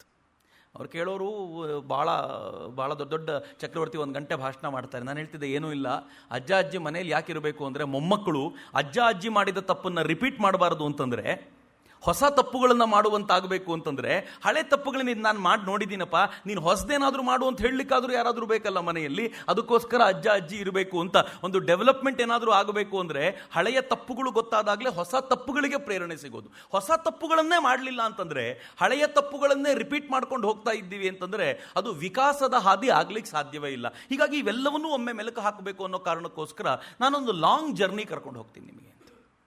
ಇದು ಶಾರ್ಟ್ ಜರ್ನಿ ಡೆಫಿನೆಟ್ಲಿ ಅಲ್ಲ. ನಾನು ಡೈರೆಕ್ಟಾಗಿ ಜಲಿಯನ್ ವಾಲಾಬಾಗಿಗೆ ನಿಮ್ಮ ಮುಂದೆ ಬರೋಕ್ಕಿಂತ ಮುಂಚೆ ಜಲಿಯನ್ ವಾಲಾಬಾಗ್ ಯಾಕೆ ಆಯಿತು ಅನ್ನೋ ಕಾರಣಕ್ಕೋಸ್ಕರ ನಿಮ್ಮ ಮುಂದೆ ಬಂದು ನಿಂತ್ಕೊಳ್ತೀನಿ. ಭಾರತ ಯಾವತ್ತೂ ಯಾವುದೋ ಒಂದು ಕಲ್ಪನೆಯ ಡೆವಲಪ್ಮೆಂಟನ್ನು ಆಲೋಚಿಸಿದ್ದೇ ಅಲ್ಲ. ಭಾರತದ ಕಲ್ಪನೆ ಅಭ್ಯುದಯ ಮತ್ತು ನಿಶ್ರೇಯಸ ಎರಡರದ್ದು. ಅಭ್ಯುದಯ ಅನ್ನೋದನ್ನು ನಾವು ಸ್ಥೂಲವಾಗಿ ಹೊರಗಣ ಡೆವಲಪ್ಮೆಂಟ್ ಅಂತ ಭಾವಿಸಿದರೆ, ಹೊರಗೆ ಕಾಣುವಂಥ ಅಭಿವೃದ್ಧಿ ಅಂತ ಭಾವಿಸಿದರೆ, ನಿಶ್ರೇಯಸ ಅನ್ನೋದು ಆಂತರಿಕವಾದ ಆನಂದವನ್ನು ಕೊಡಬಲ್ಲಂಥ ಜಗತ್ತಿನ ನಿರ್ಮಾಣದ ಕಲ್ಪನೆಯನ್ನು ನಿಶ್ರೇಯಸ ಕಲ್ಪಿಸಿಕೊಡುತ್ತೆ. ಜಗತ್ತಿನ ಅನೇಕ ರಾಷ್ಟ್ರಗಳು ನಿಶ್ರೇಯಸದ ಕಲ್ಪನೆ ಹತ್ರಕ್ಕೂ ಬರಲಿಲ್ಲ. ಅನೇಕ ರಾಷ್ಟ್ರಗಳು ಅಭ್ಯುದಯವೇ ಅತ್ಯಂತ ಶ್ರೇಷ್ಠ, ಅದೇ ಎಲ್ಲಕ್ಕಿಂತಲೂ ಮಿಗಿಲಾದ್ದು ಅಂತ ಭಾವಿಸಿಕೊಂಡು ಸುಮ್ಮನೆ ಇದ್ಬಿಟ್ವು. ಆದರೆ ಎರಡರಲ್ಲೂ ಬ್ಯಾಲೆನ್ಸ್ ಅನ್ನ ಸಾಧಿಸಿದ ಬಹುಶಃ ಜಗತ್ತಿನ ಏಕೈಕ ರಾಷ್ಟ್ರ ನಾವು ಮಾತ್ರ. ಹೀಗಾಗಿ ಇವತ್ತಿನವರೆಗೂ ಬದುಕಿದ್ದೀವಿ ನಾವು. ನಮ್ಮ ಋಷಿಮುನಿಗಳು ಒಳಗಿನ ಲೋಕವನ್ನು ಅತ್ಯಂತ ಶ್ರೇಷ್ಠ ಮಟ್ಟದಲ್ಲಿ ಆರಾಧಿಸಿದ್ರು, ಆನಂದಿಸಿದ್ರು, ಫೈನ್. ಹಾಗಂತ ಒಳಗಿನ ಲೋಕದಲ್ಲಿ ಅಷ್ಟೇ ಉಳ್ಕೊಳ್ಳಿಲ್ಲ. ಈ ದೇಶ ಹೊರಗಣ ಜಗತ್ತಿನಲ್ಲೂ ಕೂಡ ಅಷ್ಟೇ ಆಸ್ವಾದನೆಯನ್ನು ಅನುಭವಿಸ್ತು, ಆನಂದಿಸ್ತು. ಅದನ್ನು ಯಾವತ್ತೂ ಅದರಿಂದ ನಾವು ಹೊರತಾಗಿದ್ದ ಕಲ್ಪನೆಯೂ ಇರಲಿಲ್ಲ ಅಂತ ನನಗೆ ಯಾವಾಗಲೂ ಅನಿಸೋದು. ಸುಮ್ಮನೆ ಯೋಚನೆ ಮಾಡಿ, ನೀವು ಮಹಾಭಾರತವನ್ನು ತೆಗೆದುಕೊಳ್ಳೋದಾದರೆ ಅಲ್ಲಿ ಅಫ್ಕೋರ್ಸ್ ಕೃಷ್ಣನ ಗೀತೆ ಇದೆ. ಯಾವುದು ನಮ್ಮನ್ನು ಅಂತರಂಗದ ಲೋಕದಲ್ಲಿ ಎತ್ತರಕ್ಕೆ ತೆಗೆದುಕೊಂಡು ಹೋಗಬಲ್ಲದೋ ಆ ಗೀತೆ ಇದ್ದೇ ಇದೆ. ಅದರ ಜೊತೆಗೆ ಪಾಂಡವರನ್ನು ಹತ್ಯೆ ಮಾಡಿ ಮುಗಿಸಬಲ್ಲಂಥ ಲಾಕ್ಷಾಗ್ರಹದ ನಿರ್ಮಾಣದ ಕಲ್ಪನೆಯೂ ಇದೆ ಅಂತ. ಏನು ಕಡಿಮೆ ಅನ್ಕೊಂಡಿದ್ದೀರ ಒಂದು ಲಾಕ್ಷಾಗ್ರಹದ ನಿರ್ಮಾಣ ಮಾಡೋದು? ಒಳಗಿದ್ದವರು ಸುಟ್ಟು ಸತ್ತೋದ್ರೆ ಜಗತ್ತಿಗೂ ಗೊತ್ತಾಗದೇ ಇರುವಂಥ ಒಂದು ಲಾಕ್ಷಾಗ್ರಹದ ಅಷ್ಟು ಅದ್ಭುತವಾದ ಬಂಗ್ಲೆ ನಿರ್ಮಾಣ ಮಾಡಬೇಕು ಅಂದರೆ ಹೊರಗಿನ ಭಾಗದ ಟೆಕ್ನಾಲಜಿ, ಸೈನ್ಸ್ ಅಂತೂ ಇತ್ತು, ಟೆಕ್ನಾಲಜಿಯು ಯಾವ ಎತ್ತರಕ್ಕೆ ಡೆವಲಪ್ ಆಗಿತ್ತು. ರಾಮಾಯಣದಲ್ಲಿ ರಾಮನ ಅತ್ಯದ್ಭುತ, ಬಹುಶಃ ನನಗನ್ಸೋದು ರಾಮ ಯಾವ ಧರ್ಮದ ಪರಿಕಲ್ಪನೆ ನಾವು ಕಟ್ಕೊಳ್ತೀವೋ ಅದಕ್ಕೆಲ್ಲ ಆದರ್ಶವಾಗಿ ನಿಲ್ಲಬಲ್ಲಂಥ ಒಂದು ಶ್ರೇಷ್ಠ ಕೃತಿ ರಾಮಾಯಣ. ಅನುಮಾನವೇ ಇಲ್ಲ ಯಾರಿಗೂ. ಅಷ್ಟು ಶ್ರೇಷ್ಠವಾದ ಚಿಂತನೆಯನ್ನು ಕೊಡುವಂಥ ರಾಮಾಯಣದಲ್ಲೂ ಕೂಡ ಪುಷ್ಪಕ ವಿಮಾನದ ಪರಿಕಲ್ಪನೆಯನ್ನು ಕಟ್ಟಿಕೊಡ್ಲಿಕ್ಕೆ ಸಾಧ್ಯ ಆಗುತ್ತಲ್ಲ ನಮಗೆ. ಈ ಕಲ್ಪನೆ ಅಂತ ಭಾವಿಸೋದಾದರೂ ಇವತ್ತಿನ ಜನಕ್ಕೆ ನಾವು ಏನೇ ಹೇಳಿದರೂ ಕಲ್ಪನೆ, ಜಗತ್ತಿನ ಜನ ಏನೇ ಹೇಳಿದರೂ ಸತ್ಯ, ನಾವು ಹೇಳೋದೆಲ್ಲ ಕಲ್ಪನೆ. ಆಯಿತು, ನಿಮ್ಮ ಕಲ್ಪನೆ ಅಂತ ಭಾವಿಸೋದಾದರೂ ಈ ಥರದೊಂದು ಕಲ್ಪನೆಯನ್ನು ಕಟ್ಟಬಲ್ಲಂಥ ಒಂದು ಜನಾಂಗವಾದರೂ ಇದ್ದಿತ್ತಲ್ಲ, ಅದೆಷ್ಟು ಶ್ರೇಷ್ಠವಾಗಿದ್ದಿರಬಹುದು ಆ ಜನಾಂಗ ಅಂತ. ಅಂದರೆ ಹೊರಗಣ ಲೋಕದ ಕಲ್ಪನೆಗಳಲ್ಲೂ ಕೂಡ ನಮಗೆ ಕೊರತೆ ಇರಲಿಲ್ಲ, ಆಂತರಿಕ ಲೋಕದ ವಿಜಯದಲ್ಲೂ ಕೂಡ ನಾವು ಯಾವತ್ತೂ ಸೋತಂತ ಉದಾಹರಣೆಗಳೇ ಇಲ್ಲ. ಈ ಥರದ ಬ್ಯಾಲೆನ್ಸನ್ನು ಮೇಂಟೈನ್ ಮಾಡ್ಕೊಂಡು ಬಂದಿದ್ದಂಥ ರಾಷ್ಟ್ರ ಇದು. ಈ ಬ್ಯಾಲೆನ್ಸನ್ನು ಮೇಂಟೈನ್ ಮಾಡ್ಕೊಂಡು ಬಂದಿದ್ದರಿಂದಲೇ ಭಾರತ, ಅದು ವ್ಯಾಪಾರೋದ್ಯಮ ಇರಲಿ, ಅದು ಯಾವ ಥರದ ಆಲೋಚನೆಗಳಿಲ್ಲ ಇದ್ದಾಗಲೂ ಕೂಡ ಜಗತ್ತಿನ ಅತ್ಯಂತ ಶ್ರೇಷ್ಠ ರಾಷ್ಟ್ರವಾಗಿ ಹೊಮ್ಮಿತ್ತು. ನಾನು ತುಂಬ ಬಾರಿ ಅನ್ಕೊಳ್ಳೋದು, ಭಾರತ ನಾವು ತುಂಬ ಹಳೆಯದು, ರಾಮಾಯಣ ಮಹಾಭಾರತ ಕಾಲವನ್ನು ಬಿಟ್ಟ ನಂತರವೂ ಕೂಡ ನೀವು ಯಾವಾಗಲಾದರೂ ಭಾರತದ ಏನು ಸಿಂಧು ಬಯಲಿನ ನಾಗರಿಕತೆಯ ಕಲ್ಪನೆಗೆ ಎಲ್ಲಿಂದ ಜಗತ್ತಿನ ಇತಿಹಾಸ ಶುರುವಾಗುತ್ತೆ ಅಂತ ಇವರು ಭಾವಿಸ್ತಾರೋ ಆ ಸಿಂಧು ಬಯಲಿನ ನಾಗರಿಕತೆಯ ಕಲ್ಪನೆ ನೀವು ತೆಗೆದುಕೊಂಡು ನೋಡಿದರೂ ಕೂಡ ಈ ದೇಶ ಜಗತ್ತಿಗೆ ಕಲ್ಪನೆ ಮಾಡಲಿಕ್ಕೆ ಅವಕಾಶ ಮಾಡಿಕೊಟ್ಟಂಥ ಸುಂದರವಾದ ನಗರ ನಿರ್ಮಾಣದ ಕಲ್ಪನೆ ಇನ್ನೆರಲೂ ಇರಲಿಲ್ಲ. ಯಾವ ಭಾರತವನ್ನು ಮತ್ತೆ ಬೈಯೋದಿದ್ರು? ನಾನು ಈ ನಾಗರಿಕತೆಯ ಕಲ್ಪನೆ ಹುಟ್ಟಿಕೊಂಡಂಥ, ಈ ನಾಗರಿಕತೆ ಬೆಳೆದು ನಿಂತಿದ್ದಂಥ ಗುಜರಾತ್ನಲ್ಲಿರುವಂಥ ಕೆಲವು ಭೂಭಾಗಗಳನ್ನು ನೋಡ್ಕೊಂಡು ಬಂದಿದ್ದೀನಿ. ಆ ಭೂಭಾಗಗಳನ್ನು ನೋಡಿದಾಗ ನೀವು ಆಶ್ಚರ್ಯಚಕಿತರಾಗ್ತೀರಾ. ಆ ನಗರವನ್ನು ಹೇಗೆ ನಿರ್ಮಾಣ ಮಾಡಿದ್ದಾರೆ ಅಂತಂದರೆ, ಯಾವುದಾದ್ರೂ ಪ್ರವಾಹಗಳು ಬಂದಾಗ ಆ ಪ್ರವಾಹಗಳಿಂದ ಉಳ್ಕೊಳ್ಳಿಕ್ಕೆ ಬೇಕಾಗಿರುವಂಥ ವ್ಯವಸ್ಥೆಗಳೇನು ಅನ್ನೋದನ್ನು ಆಲೋಚನೆ ಮಾಡಿಟ್ಟಿದ್ದಾರೆ. ನೀರನ್ನು ಅತ್ಯಂತ ಸಮರ್ಪಕವಾಗಿ ಬಳಸುವಂಥ ಆಲೋಚನೆಯನ್ನ ನೀವು ಸಿಂಧು ಬಯಲಿನ ನಾಗರಿಕತೆಯ ಜನರಿಂದ ಇವತ್ತಿಗೂ ಕಲ್ತ್ಕೊಳ್ಬೇಕು. ಬೆಂಗಳೂರಿನ ಜನ ನಮ್ಗೆ ಗೊತ್ತಿಲ್ಲ, ಅಷ್ಟು ಸುಂದರವಾದ ವ್ಯವಸ್ಥೆ ನಿರ್ಮಾಣ ಮಾಡಿಕೊಂಡಿದ್ದಾರೆ. ಅವರ ಸ್ನಾನಗೃಹಗಳು, ಅವರು ಯೂಸ್ ಮಾಡ್ತಾ ಇದ್ದ ಟಾಯ್ಲೆಟ್ಗಳು, ಸ್ವಚ್ಛ ಭಾರತ ಅಂತ ಈಗ ನಾವು ಆಲೋಚನೆ ಮಾಡ್ತಿದ್ದೀವಲ್ಲ, ಸಿಂಧು ಬಯಲಿನ ನಾಗರಿಕತೆಯ ಕಲ್ಪನೆಯಲ್ಲಿ ಹೋಗಿ ನೋಡಿದರೆ ಪ್ರತಿಯೊಂದು ಇಷ್ಟು ಶುದ್ಧತೆಗೆ ಒಳಚರಂಡಿ ವ್ಯವಸ್ಥೆ ಎಷ್ಟು ಚೆನ್ನಾಗಿ ಮಾಡಿದ್ದಾರೆ ಅಂತಂದರೆ, ಇನ್ನೂ ಬ್ರಿಟಿಷರು ಮಾತನಾಡ್ಲಿಕ್ಕೆ ಕಲಿಯೋಕ್ಕಿಂತ ಮುಂಚೆ ಈ ದೇಶ ಅತಿ ಶ್ರೇಷ್ಠವಾಗಿರುವಂಥ ನಾಗರಿಕತೆಯ ಕಲ್ಪನೆಯನ್ನು ಜಗತ್ತಿಗೆ ಕೊಟ್ಟಾಗಿತ್ತು. ಮತ್ತು ಯಾವ ಭಾರತದ ಬಗ್ಗೆ ಮಾತನಾಡೋದು ಇವರೆಲ್ಲ? ಇವರು ಯಾವ ಭಾರತವನ್ನ ಅನಾಗರಿಕ ಭಾರತ ಅಂತ ಕರೆಯೋದು? ಯಾವ ಭಾರತವನ್ನ ದರಿದ್ರ ಭಾರತ, ಕಲ್ಪನೆಗಳಿಲ್ಲದ ಭಾರತ, ಹೀಗೆಲ್ಲ ಭಾರತವನ್ನ ಬೈಲಿಕ್ಕೆ ವಿಶೇಷಣಗಳನ್ನು ಬಳಸ್ತಾರಲ್ಲ, ಯಾವ ಭಾರತದ ಬಗ್ಗೆ? ಈ ಭಾರತದ ವ್ಯಾಪ್ತಿ ಎಷ್ಟಿತ್ತು ಅಂತಂದ್ರೆ, ಬ್ರಿಟಿಷರು ಭಾರತಕ್ಕೆ ಕಾಲಿಡೋಕ್ಕಿಂತ ಮುಂಚೆ ನನ್ನ ಭಾರತದ ವ್ಯಾಪಾರ ಉದ್ಯಮಿಗಳು ಜಗತ್ತಿನ ಮೂಲೆ ಮೂಲೆಗೂ ವ್ಯಾಪಾರ ಮಾಡ್ಲಿಕ್ಕೆ ಹೋಗ್ತಾ ಇದ್ರು. ಇದು ಯಾರಿಗೂ ಹೊಸ ಸಂಗತಿಯಂತೂ ಅಲ್ವೇ ಅಲ್ಲ. ಇವತ್ತು ನನ್ನ ದೇಶದ ಸಾಂಬಾರು ಪದಾರ್ಥಗಳಿಗೆ ಜಗತ್ತಿನ ಎಲ್ಲ ದೇಶಗಳಲ್ಲೂ ಬೇಡಿಕೆ ಇತ್ತು. ನನ್ನ ದೇಶದ ಬಟ್ಟೆ ನಾವೇನು ತಯಾರು ಮಾಡ್ತೀವೋ ಅದಕ್ಕೆ ಎಷ್ಟು ಮೌಲ್ಯ ಇತ್ತು ಜಾಗತಿಕ ಮಟ್ಟದಲ್ಲಿ ಅಂತಂದ್ರೆ, ಈ ದೇಶದ ಬಟ್ಟೆಗೋಸ್ಕರ ಮುಗಿ ಬೀಳ್ತಿದ್ರು ಜನ. ಈ ದೇಶದ ಸ್ಟೀಲಿಗೆ ಜಗತ್ತಿನಲ್ಲಿ ಬೇಡಿಕೆ ಇತ್ತು. ನನ್ನ ದೇಶದಲ್ಲಿ ಸಿದ್ಧವಾಗುವಂಥ ಶಿಪ್ಸ್ಗಳಿಗೆ, ದೊಡ್ಡ ದೊಡ್ಡ ಹಡಗುಗಳಿಗೆ ಜಾಗತಿಕ ಮಾರುಕಟ್ಟೆ ಇತ್ತು. ನಾನು ಒಂದು ಆರ್ಟಿಕಲ್ನ ಸೀರೀಸ್ ಆಫ್ ಆರ್ಟಿಕಲ್ಸ್ ಮಾಡ್ತಿದ್ದೆ. ಈ ಆರ್ಟಿಕಲ್ ಮಾಡುವಾಗ ನಾನು ಈ ಆರ್ಟಿಕಲ್ನಲ್ಲಿ ಈ ಶಿಪ್ ಬಗ್ಗೆ ಬರಿತಾ ಇರುವಾಗ ನನಗೆ ಆಶ್ಚರ್ಯ, ಕೋಇನ್ಸಿಡೆನ್ಸ್ ಅದು. ಒರಿಸ್ಸಾದಲ್ಲಿ ಒಂದು ಹಬ್ಬ ನಡೆಯುತ್ತೆ. ಆ ಹಬ್ಬವನ್ನು ಬೊಯ್ಟಾ ಬಂಧನ ಅಂತ ಕರೀತಾರೆ. ಬೊಯ್ಟಾ ಬಂಧನ ಅಂತ ಅದು ಅಚಾನಕ್ ಟ್ವಿಟರಲ್ಲಿ ಟ್ರೆಂಡ್ ಆಗ್ಲಿಕ್ಕೆ ಶುರುವಾಯಿತು. ನಾನು ಏನು ಟ್ರೆಂಡು ಅಂತ ಬೊಯ್ಟಾ ಬಂಧನ ಅಂತ ನೋಡಿದರೆ, ಭಾಳ ಹಿಂದೆ ಒರಿಸ್ಸಾದಲ್ಲಿ ತುಂಬ ದೊಡ್ಡ ಪ್ರಮಾಣದಲ್ಲಿ ಏನು ಶಿಪ್ ಹಡಗುಗಳನ್ನು ಮಾಡ್ತಾ ಇದ್ರೋ, ಈ ಬೇಸಿಗೆಯಲ್ಲಿ ಏನೂ ಕೆಲಸ ಇಲ್ಲದೆ ಇರುವಾಗ ಈ ತರುಣರು ಆ ಶಿಪ್ಗಳನ್ನು ಬಳಸ್ಕೊಂಡು ಬೇರೆ ಬೇರೆ ರಾಷ್ಟ್ರಗಳನ್ನು ಹುಡುಕಿಕೊಂಡು ಹೋಗ್ತಿದ್ರಂತೆ. ಅದಕ್ಕೋಸ್ಕರ ಇವತ್ತಿಗೂ ಆ ದಿನ, ಅದು ಬಹುಶಃ ಕಾರ್ತಿಕ ಮಾಸದಲ್ಲಿ ಬರುತ್ತೆ, ಆ ಕಾರ್ತಿಕ ಮಾಸದಲ್ಲಿ ಬಂದಿರುವಂಥ ಆ ದಿನದಲ್ಲಿ ಸಣ್ಣ ಸಣ್ಣ ಬೋಟ್ಗಳನ್ನು ಮಾಡ್ತಾರೆ. ಈಗ ಪೇಪರ್ ಬೋಟ್ ಮಾಡ್ತಾರೆ, ಮೊದಲು ಒರಿಜಿನಲ್ ಬೋಟ್ ಮಾಡ್ತಿದ್ವಿ ನಾವು. ಆ ಬೋಟ್ಗಳನ್ನು ಮಾಡಿ ಹೆಣ್ಮಕ್ಳು ಬಂದು ಅದನ್ನ ನೀರಲ್ಲಿ ಬಿಟ್ಟು ಕಳಿಸ್ಕೊಡ್ತಾರೆ. ಹೆಣ್ಮಕ್ಳೇ ಯಾಕೆ ಅಂತ ಕೇಳಿದೆ ನಾನು ಒರಿಸ್ಸಾದ ಕೆಲವರಿಗೆ. ಅವ್ರು ಹೇಳಿದ್ರು, ಅಣ್ಣ ತಮ್ಮಂದ್ರು ಅವಾಗ ಬೋಟ್ನಲ್ಲಿ ಹೋಗ್ತಿದ್ರಲ್ಲ ಸರ್, ಹೆಣ್ಮಕ್ಳು ಕಳಿಸ್ಕೊಡ್ಲಿಕ್ಕೆ ಬರ್ತಿದ್ರು, ಈಗ ಹೆಣ್ಮಕ್ಳೇ ಬಂದು ಬೋಟನ್ನು ಬಿಟ್ಕೊಡ್ತಾರೆ, ಆದರೆ ಅವರಿಗೆ ಯಾಕೆ ಅಂತ ಯಾರಿಗೂ ನೆನಪಿಲ್ಲ ಅಷ್ಟೇ. ಅಷ್ಟು ವೈಭವದ ಜನಾಂಗ ಆಗಿತ್ತು ನಮ್ಮದ್ದು. ಮತ್ತು ನಮ್ಮನ್ನು ಹೇಳ್ತಾರೆ ಭಾರತೀಯರು ಯಾವುದಕ್ಕೂ ಲಾಯಕ್ಕಿರಲಿಲ್ಲ ಅಂತ. ನಾನು ಯಾಕೆ ಇದನ್ನು ಹೇಳ್ತಿದ್ದೀನಿ ಅಂತಂದರೆ, ನಮಗೆ ಎಲ್ಲಿವರೆಗೂ ಬ್ರಿಟಿಷರು ಹೇಳಿರುವಂಥ ಈ ಸುಳ್ಳುಗಳನ್ನು ತೊಡೆದು ಹಾಕ್ಲಿಕ್ಕೆ ಸಾಧ್ಯ ಇಲ್ವೋ ಅಲ್ಲಿವರೆಗೂ ಹೊಸ ಕಲ್ಪನೆಗಳನ್ನು ಜನರೇಟ್ ಮಾಡ್ಕೊಳ್ಳಿಕ್ಕೆ ಸಾಧ್ಯ ಆಗಲ್ಲ. ಈ ಕಾರಣಕ್ಕೆ ನಿಮ್ಮ ಜೊತೆ ಹಂಚ್ಕೊಳ್ತಿದ್ದೀನಿ.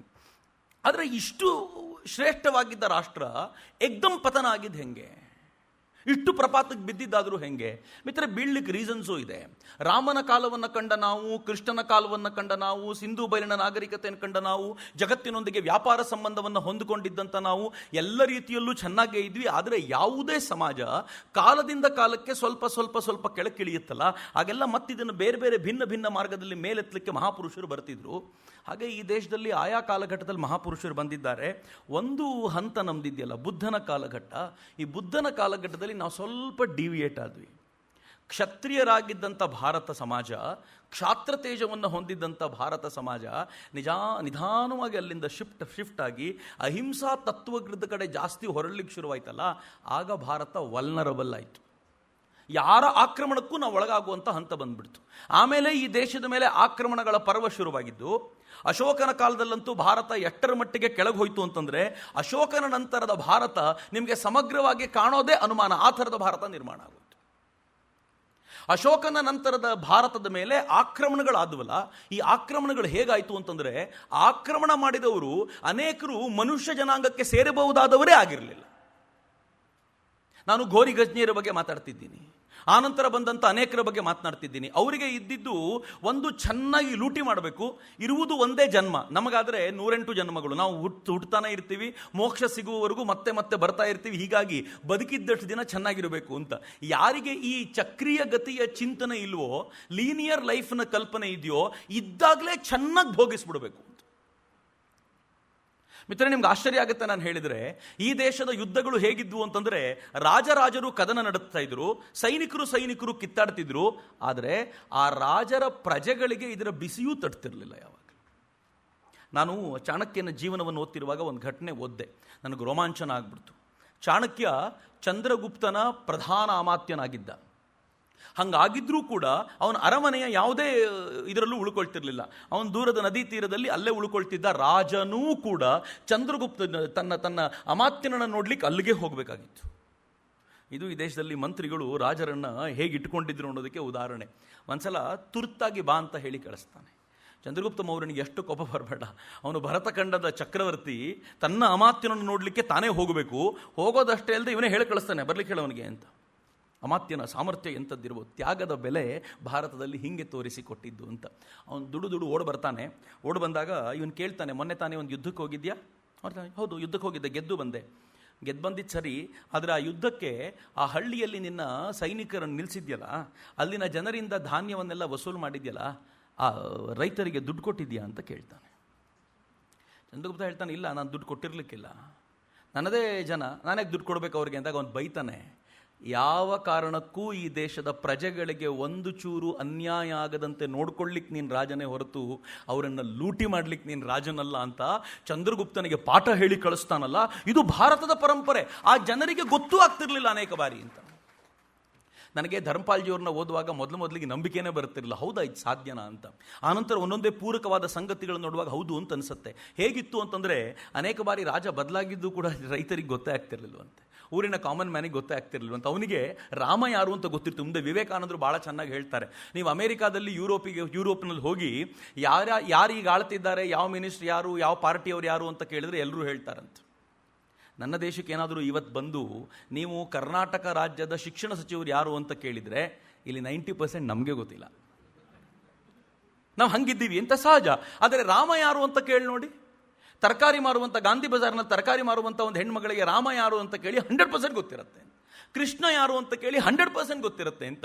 ಅವಳಿಗೆ ರಾವಣ ಮತ್ತು ರಾಮರಲ್ಲಿ ಯಾರು ಹೀರೋ ಯಾರು ವಿಲನ್ ಆಕೆಗೆ ಯಾರು ಹೇಳ್ಕೊಡ್ಬೇಕಾಗಿಲ್ಲ, ಗೊತ್ತು ಅವಳಿಗೆ ಅಂತ ವಿವೇಕಾನಂದರು ಹೇಳ್ತಾರೆ ಈ ಮಾತನ್ನ.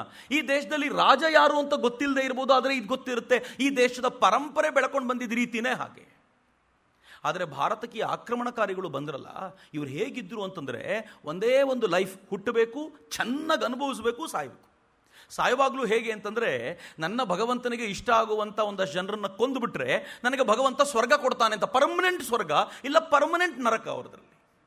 ಹೀಗಾಗಿ ಈ ದೇಶಕ್ಕೆ ಬಂದಾಗ ಮೊದಲನೇ ಬಾರಿಗೆ ಈ ದೇಶ ಜನ ಇಮ್ಯಾಜಿನ್ ಮಾಡಿ, ಈ ದೇಶಕ್ಕೆ ಮೊದಲನೇ ಬಾರಿಗೆ ಇಸ್ಲಾಮಿನ ಜನ ಮಿಡತಗಳಂತೆ ಆಕ್ರಮಣಕ್ಕೆ ಅಂತ ಬಂದಾಗ, ಆ ಮೊದಲ ಆಕ್ರಮಣದಲ್ಲಿ ಅವರ ಕ್ರೌರ್ಯವನ್ನು ಕಂಡಂಥ ಭಾರತೀಯ ಜನ ಹೇಗೆ ವಿಲವಿಲ ಒದ್ದಾಡಿರಬೇಕು ಅಂತ ನನಗೆ ಇಮ್ಯಾಜಿನ್ ಮಾಡಲಿಕ್ಕೂ ಆಗಲ್ಲ ಬಹಳ ಬಾರಿ. ಯಾಕೆಂದರೆ ಬುದ್ಧನ ಚಿಂತನೆಗಳಿಂದ ಪರಿಪ್ಲುತವಾದಂಥ ನಾಡು, ಜೈನರ ಚಿಂತನೆಗಳಿಂದ ಪರಿಪ್ಲುತವಾಗಿದ್ದಂಥ ನಾಡು. ಈ ದೇಶ ಹೇಗಿತ್ತು ಅಂದರೆ, ಇತರರಿಗೆ ಒಳ್ಳೇದು ಮಾಡು, ಇತರಿಗೆ ಚೆನ್ನಾಗಿ ನೋಡ್ಕೊ, ಒಂದು ಪ್ರಾಣಿಗೂ ಕೂಡ ತೊಂದರೆ ಆಗದಂತೆ ನೋಡ್ಕೊ, ಹೀಗೆ ನಮ್ಮ ಮನಸ್ಸನ್ನು ಎತ್ತರದಲ್ಲಿ ಇಟ್ಕೊಂಡಿದ್ದಂಥ ಜನಾಂಗಕ್ಕೆ ಏಕಾಏಕಿ ಆಕ್ರಮಣಕಾರಿಗಳಾಗಿ ಬಂದು ಏಕಾಏಕಿ ಧಾವಿಸಿ ಹೊಡಿಲಿಕ್ಕೆ ಬಡಿಲಿಕ್ಕೆ ಶುರು ಮಾಡಿಬಿಟ್ರೆ, ಹೆಣ್ಮಕ್ಳನ್ನು ಕರ್ಕೊಂಡೋಗಿ ಮಾನಭಂಗ ಮಾಡಲಿಕ್ಕೆ ಶುರು ಮಾಡಿದರೆ ಹೇಗಾಗಿರಬೇಡ ಅವ್ರ ಸ್ಥಿತಿ. ಆ ಕ್ರೌರ್ಯವನ್ನು ಭಾರತ ಕಂಡಿರಲಿಲ್ಲ ಹಿಂದೆಂದು. ಆ ಥರದ ಸ್ಥಿತಿಗೆ ಭಾರತ ಹೋಗ್ಬಿಡ್ತು. ಯಾವಾಗಲೂ ಈ ಥರದ ಆಕ್ರಮಣಗಳಾಗ್ತವಲ್ಲ, ಇದ್ದಕ್ಕಿದ್ದಂತೆ ಕಲ್ಚರಲ್ ಸೋಷಿಯಲ್ ಚೇಂಜಸ್ ಬಂದ್ಬಿಡುತ್ತೆ.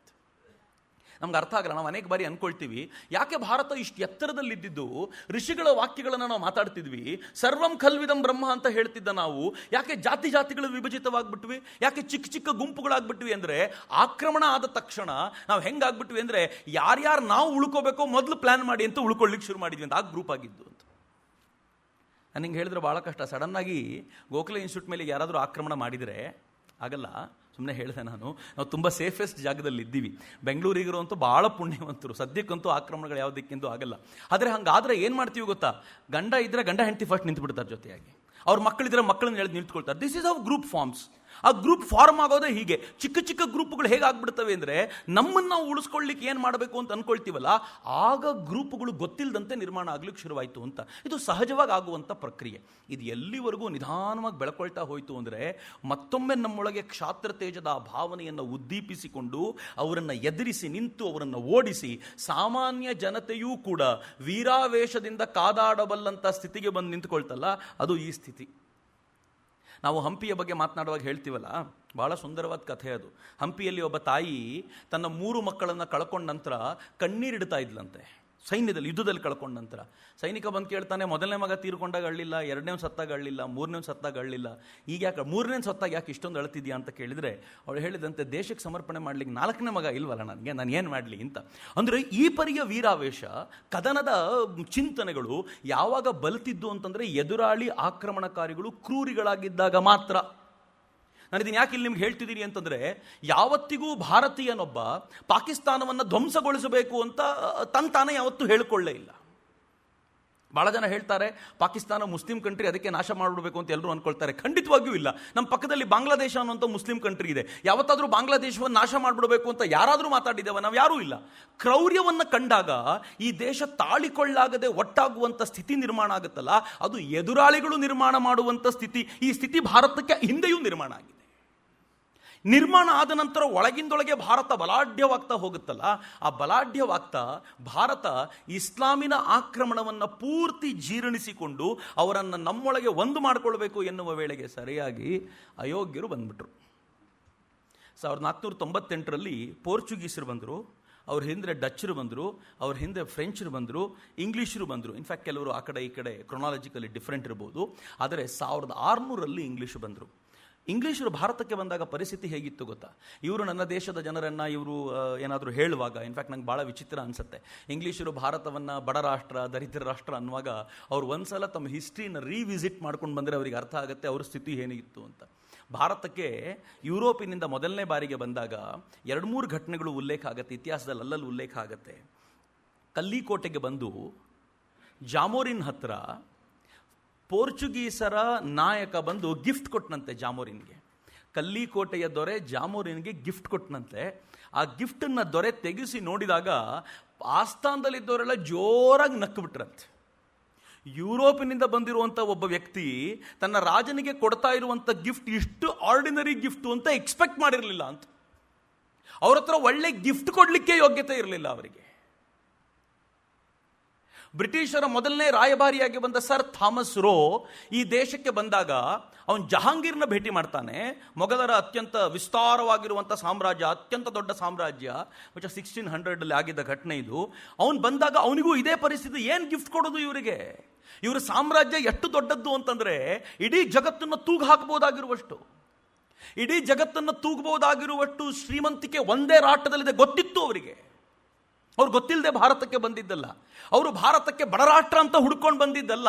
ಯಾವಾಗ ಕಾನ್ಸ್ಟಾಂಟಿನೋಪಲ್ನಲ್ಲಿ ಅಡ್ಡಗಟ್ಟಲಾಯ್ತೋ, ಭೂಮಾರ್ಗವನ್ನು ಅಡ್ಡಗಟ್ಟಿದಾಗ ಅವ್ರು ಜಲಮಾರ್ಗವನ್ನು ಯಾಕೆ ಹುಡ್ಕೊಂಡು ಬರಬೇಕು? ಒಂದು ದರಿದ್ರ ರಾಷ್ಟ್ರಕ್ಕೆ, ಒಂದು ಬಡ ರಾಷ್ಟ್ರಕ್ಕೆ ಕಷ್ಟಪಟ್ಟು ಹುಡ್ಕೊಂಡು ಹೋಗಬೇಕಾದ ಪರಿಸ್ಥಿತಿ ಯಾಕಿತ್ತು ಅಂತಂದರೆ ಅವ್ರಿಗೆ ಚೆನ್ನಾಗಿ ಗೊತ್ತಿತ್ತು, ಜಗತ್ತಿನ ಚಿನ್ನದ ಹಕ್ಕಿ ಅಂತಿದ್ರೆ ಅದು ಭಾರತನೇ. ಅವ್ರ ಜೊತೆ ವ್ಯಾಪಾರ ಮಾಡಿದರೆ ನಾವು ಉದ್ಧಾರ ಆಗ್ತೀವಿ ಅಂತ ಚೆನ್ನಾಗಿ ಗೊತ್ತಿತ್ತು ಅವ್ರಿಗೆ. ಹೀಗಾಗಿ ವ್ಯಾಪಾರ ಮಾಡಬೇಕು ಅಂತ ಚಾರ್ಟರ್ ತೊಗೊಂಡು ಭಾರತಕ್ಕೆ ಬಂದವರು. ಹಿಂಗೆ ಭಾರತಕ್ಕೆ ಬಂದಾಗ ಈ ದೇಶ ಜನಕ್ಕೆ ಏನು ಕೊಡಬೇಕು ಗಿಫ್ಟು ಅಂತ ಗೊತ್ತಿಲ್ಲದೆ ಒದ್ದಾಡ್ತಾ ಇದ್ದವರು ಅವರು. ಆಗ ಭಾರತಕ್ಕೆ ಬಂದಂಥ ಈ ಬ್ರಿಟಿಷರು ನಿಧಾನವಾಗಿ ವ್ಯಾಪಾರ ಮಾಡ್ತಿದ್ರು. ಬ್ರಿಟಿಷರದು 2 ಪೀರಿಯಡ್ ಇದೆ ಭಾರತದಲ್ಲಿ. ಮೊದಲನೇ ಪೀರಿಯಡ್ಡು ವ್ಯಾಪಾರಿಗಳಾಗಿರುವಂಥ ಪೀರಿಯಡ್, ಪ್ರಾಬಬ್ಲಿ 1600 1757ವರೆಗೂ, ಪ್ಲಾಸಿ ಕದನದವರೆಗೂ ಅವ್ರು ವ್ಯಾಪಾರಿಗಳಾಗೇ ಭಾರತದಲ್ಲಿದ್ದವರು. ಮತ್ತು ಸತ್ಯ ಹೇಳಬೇಕು ಅಂದರೆ ಎಲ್ಲಿವರೆಗೂ ಅವ್ರಿಗೆ ವ್ಯಾಪಾರಿಗಳಾಗೇ ಇದ್ದರು ಅಲ್ಲಿವರೆಗೂ ಭಾರತದ ಮತ್ತು ಅವರ ಸಂಬಂಧಗಳ ಕಾರಣದಿಂದಾಗಿ ನಮ್ಮ ವ್ಯಾಪಾರವೂ ಕೂಡ ಉನ್ನತದಲ್ಲೇ ಇತ್ತು, ಅತ್ಯಂತ ಎತ್ತರದ ಮಟ್ಟದಲ್ಲಿತ್ತು, ತುಂಬ ಚೆನ್ನಾಗಿ ಬೆಳವಣಿಗೆ ಕಂಡಿತ್ತು. ನಾನು ಟೆಕ್ಸ್ಟೈಲ್ ಇಂಡಸ್ಟ್ರಿ ಬಗ್ಗೆ ಓದ್ತಾ ಇದ್ದೆ. ಟೆಕ್ಸ್ಟೈಲ್ ಇಂಡಸ್ಟ್ರಿ ಬ್ರಿಟಿಷರು 1600 1757 ಈ ಪೀರಿಯಡ್ನಲ್ಲಿ, 1760 ಅಂತ ನಾವು ಭಾವಿಸೋದಾದರೆ, ಈ ಪೀರಿಯಡ್ನಲ್ಲಿ ನಾವು ಹೆಚ್ಚು ಕಡಿಮೆ 30-35% ಪ್ರಗತಿಯನ್ನು ಕಂಡಿದ್ವಿ ಟೆಕ್ಸ್ಟೈಲ್ ಮಾರ್ಕೆಟ್ನಲ್ಲಿ ಅಂತ. ಬಿಕಾಸ್ ಅವರು ತುಂಬ ಚೆನ್ನಾಗಿ ವ್ಯಾಪಾರ ಮಾಡ್ತಿದ್ರು, ಜಗತ್ತಿಗೆಲ್ಲ ಈ ಬಟ್ಟೆನ ತೆಗೆದುಕೊಂಡು ಹೋಗಲಿಕ್ಕೆ ನಮಗೊಂದು ಒಳ್ಳೆ ವಾಹಕವಾಗಿದ್ದರು ಅವರು ಅಂತ. ಆ ಟೈಮ್ನಲ್ಲೇ ಭಾರತದ ತುಂಬ ಕ್ರಿಯೇಟಿವಿಟಿ ಕೂಡ ಡೆವಲಪ್ ಆಯಿತು. ಓಪನ್ ಮಾರ್ಕೆಟಲ್ಲಿ, ಜಗತ್ತಿನ ಮಾರ್ಕೆಟ್ಟಿಗೆ ನಮಗೆ ಯುರೋಪಿಯನ್ರನ್ನ ಬಳಸ್ಕೊಂಡು ಹೋಗ್ಲಿಕ್ಕೆ ಸಾಧ್ಯ ಆಯಿತು. ವ್ಯಾಪಾರಿಗಳಾಗೋವರೆಗೂ ಭಾಳ ಚೆನ್ನಾಗಿತ್ತು. ಆದರೆ ವ್ಯಾಪಾರಿಗಳಿಂದ ರೂಲರ್ ಆಗಿ ಶಿಫ್ಟ್ ಆಗ್ತಾರಲ್ಲ ಅವರು, ಆ ಶಿಫ್ಟ್ ಆದ ನಂತರ ಅವರ ನಿಜವಾದ ಕ್ರೌರ್ಯದ ಭಾವನೆಗಳು ಸ್ಪಷ್ಟವಾಗಿ ಕಣ್ಣಿಗೆ ರಾಚ್ತವೆ ಅಂತ. ಅನೇಕ ಬಾರಿ ಹಾಗೆ ಸಾಮಾನ್ಯವಾಗಿದ್ದಾಗ ಏನೂ ಅಧಿಕಾರ ಇಲ್ಲದೆ ಹೋದಾಗ ಬಹಳ ಚೆನ್ನಾಗೇ ಇರ್ತಾರೆ. ಭಾಳ ಜನರು ಯೋಗ್ಯತೆ ಗೊತ್ತಾಗೋದೇ ಅಧಿಕಾರ ಕೈಗೆ ಸಿಕ್ಕ ಮೇಲೆ. ತುಂಬ ಒಳ್ಳೆಯವರು ಅನ್ನಿಸ್ತಿರ್ತಾರೆ. ಅಧಿಕಾರ ಕೈಗೆ ಕೊಟ್ಟ ಮೇಲೆ ಇವನು ಹಿಂಗಿದ್ನ ಅಂತ ಅರ್ಥ ಆಗೋದು ಅಧಿಕಾರ ಬಂದ ಮೇಲೆ. ಅದಕ್ಕೆ ಶರಣರ ಬದುಕನ್ನು ಮರಣದಲ್ಲಿ ಕಾಣು ಅನ್ನೋ ಥರ ನಮ್ಮೆಲ್ಲರ ಬದುಕನ್ನು ಅಧಿಕಾರ ಕೊಟ್ಟೇ ನೋಡಬೇಕು ಅಂತ. ಇವರೆಲ್ಲರೂ ಯೋಗ್ಯತೆ ಏನು ಅಂತ ಅರ್ಥ ಆಗೋದು ಅಧಿಕಾರ ಬಂದ ಮೇಲೆ. ಎಷ್ಟು ಜನರ ಅಧಿಕಾರ ಗೊತ್ತಾಗೋಯ್ತು. ಹೀಗೆ ಅಧಿಕಾರ ಬಂದ ನಂತರ ಅವ್ರ ಯೋಗ್ಯತೆ ಗೊತ್ತಾಗೋಯ್ತು. ಬ್ರಿಟಿಷರು ಭಾರತಕ್ಕೆ ಬಂದಾಗ, ಬ್ರಿಟಿಷರು ಭಾರತದಲ್ಲಿ ಅಧಿಕಾರವನ್ನು ಸ್ಥಾಪಿಸಿದಾಗ ನಿಧಾನವಾಗಿ ಭಾರತದಲ್ಲಿ ಅವರ ರಂಗು ಬದಲಾಗೋಯ್ತು. ನಾನೊಂದು 2-3 ನಿಮ್ಮ ಜೊತೆ ಸಂಗತಿನ ಹಂಚ್ಕೋಬೇಕು. ಒಬ್ಬ ಬ್ರಿಟಿಷ್ ಎಕನಾಮಿಕ್ ಹಿಸ್ಟಾರಿಯನ್ ಆಂಗಸ್ ಮ್ಯಾಡಿಸ್ ಅಂತ ತುಂಬ ಚೆನ್ನಾಗಿ ಹೇಳ್ತಾನೆ. ಅವನು ಹೇಳ್ತಾನೆ, ನಾವು ಭಾರತಕ್ಕೆ ಕಾಲಿಡುವಾಗ, ವ್ಯಾಪಾರ ಮಾಡುವಾಗ ಜಗತ್ತಿನ ಮಾರ್ಕೆಟ್ನಲ್ಲಿ ಭಾರತ ಉತ್ಪಾದಿತ ವಸ್ತುಗಳು ಹೆಚ್ಚು ಕಡಿಮೆ 23-25% ಇದ್ದವು ಅಂತ. ಇದು ಎಷ್ಟು ದೊಡ್ಡ ಅಮೌಂಟ್ ಗೊತ್ತಾ? ನೀವು ಊಹಿಸ್ಲಿಕ್ಕೂ ಸಾಧ್ಯ ಇಲ್ಲ. ಜಗತ್ತಿನ ಮಾರ್ಕೆಟ್ನಲ್ಲಿ ಜಗತ್ತಿನ ಒಟ್ಟು ರಾಷ್ಟ್ರಗಳ ಉತ್ಪನ್ನವನ್ನು ತೆಗೆದು ನೋಡಿದರೆ ಅದರಲ್ಲಿ 1/4 ಭಾಗ ನನ್ನ ದೇಶದ್ದೇ ಇರ್ತಿತ್ತು. ಅದು ಭಾರತದ ಸಾಮರ್ಥ್ಯ ಇತ್ತು. 200 ವರ್ಷಗಳ ಕಾಲ ಬ್ರಿಟಿಷರು ರೂಲರ್ಗಳಾಗಿ ಈ ದೇಶದಲ್ಲಿ ಆಳ್ವಿಕೆ ಮಾಡಿ ಹೋದರು. ಅದು 3%ಗೆ ಬಂತು. ನಮ್ಮ ಇವತ್ತಿನ ದಾರಿದ್ರ್ಯದ ಒಟ್ಟು ಮೂಲ ಇದೆಯಲ್ಲ, ಅದು ಎಲ್ಲಿದೆ ಅಂತ ಹುಡುಕೊಳ್ಳಿ ಅಂತ ನಾನು ಹೇಳ್ತಿರೋದು. 23-25% ಇದ್ದವರು ನಾವು 3% ವ್ಯಾಪಾರ ವಹಿವಾಟಿಗೆ, ಇನ್ಫ್ಯಾಕ್ಟ್ ಮ್ಯಾನುಫ್ಯಾಕ್ಚರಿಂಗ್ ಎಕನಾಮಿಯಲ್ಲಿ ನಾವು ಅಷ್ಟರ ಮಟ್ಟಿಗೆ ಕೆಳಗಿಳಿದ್ವಿ. ಎಕ್ಸ್ಪೋರ್ಟ್ ನಮ್ಮದು ಪೂರ್ತಿ ಡೌನ್ ಆಗೋಯ್ತು 2 ವರ್ಷಗಳು. ಅದನ್ನು ಹೇಳೋದೊಬ್ಬ ಬ್ರಿಟಿಷ್ ಇತಿಹಾಸಕಾರನೇ ಹೇಳ್ತಾನೆ. ಈ ಹಿನ್ನೆಲೆಯಲ್ಲಿ ನೀವು ಸ್ವಲ್ಪ ಆಲೋಚನೆ ಮಾಡ್ತಾ ಹೋದರೆ 1757 ಈ ದೇಶದಲ್ಲಿ ಒಂದು ದೊಡ್ಡ ಟರ್ನಿಂಗ್ ಪಾಯಿಂಟ್ ಬಂತು.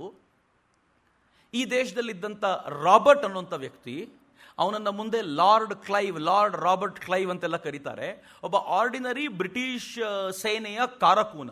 ಅವನು ಭಾರತಕ್ಕೆ ಬಂದಿದ್ದು ಉದ್ಯೋಗ ಮಾಡಬೇಕು ಅಂತ. ಪ್ಲಾಸಿ ಕದನದಲ್ಲಿ ನವಾಬನ ವಿರುದ್ಧ ಹೋರಾಟ ಮಾಡ್ತಾ ಅನಿವಾರ್ಯಕ್ಕೆ ಸಿಕ್ಕಾಕೊಂಡು ಹೋರಾಟ ಮಾಡಿದ್ದವನು. ಮೇಲಿನಿಂದ ಅವನಿಗೆ ಆದೇಶ ಬಂತು, ಸಾಧ್ಯವಾದರೆ ಹೋರಾಟ ಮಾಡಿ ಉಳಿಸ್ಕೋ, ಇಲ್ಲ ಅಂದರೆ ಬಿಟ್ಬಿಟ್ಟು ವಾಪಸ್ ಬಂದ್ಬಿಡಿ ಅಲ್ಲ ಅಂತ. ಆ ಸ್ಥಿತಿಯಲ್ಲಿದ್ದರು ಅವರು. ತಾವೇ ಅಲ್ಲಿ ಯುದ್ಧಕ್ಕಿದ್ದರಿಂದ ಇವನು ಯಾವ ಸಹಕಾರವನ್ನು ಕೊಡ್ಲಿಕ್ಕೆ ಸಿದ್ಧವಿರಲಿಲ್ಲ. ಆದರೆ ತುಂಬ ಬುದ್ಧಿವಂತನಾಗಿದ್ದ ರಾಬರ್ಟ್ ಕ್ಲೈವ್ ಏನು ಮಾಡಿದ ಅಂದರೆ, ಮೀರ್ ಜಾಫರ್ನ ಹುಡುಕೊಂಡ.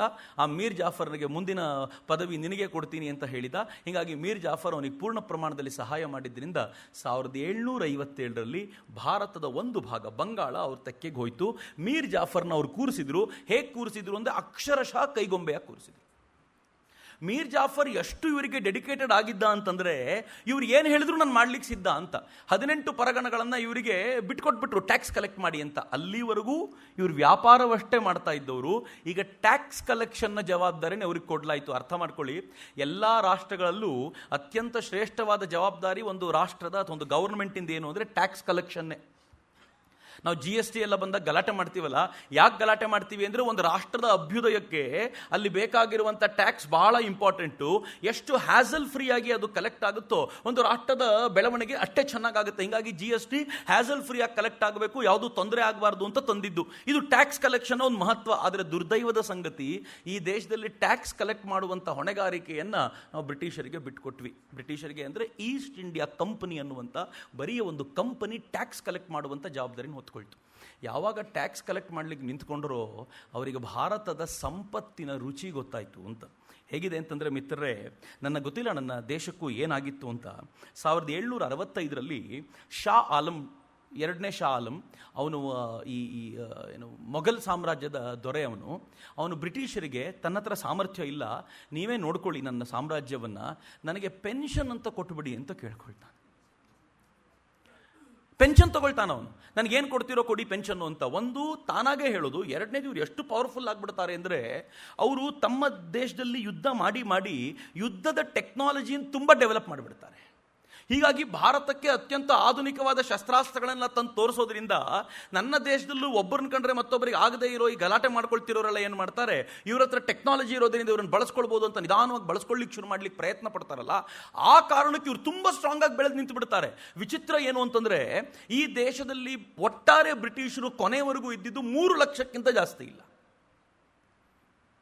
ಬರೀ 3 ಲಕ್ಷ, ಅದಕ್ಕಿಂತಲೂ ಕಡಿಮೆ ಸೈನಿಕರು. ಅಷ್ಟು ಜನರನ್ನ ಇಟ್ಕೊಂಡು 30 ಕೋಟಿ ಭಾರತೀಯರನ್ನ ರೂಲ್ ಮಾಡುವಟ್ಟು ಸಾಮರ್ಥ್ಯ ಇಟ್ಕೊಂಡಿದ್ರು ಅಂದ್ರೆ ಈ ನಂಬರೇ ವಿಚಿತ್ರ ಅನ್ಸುತ್ತೆ.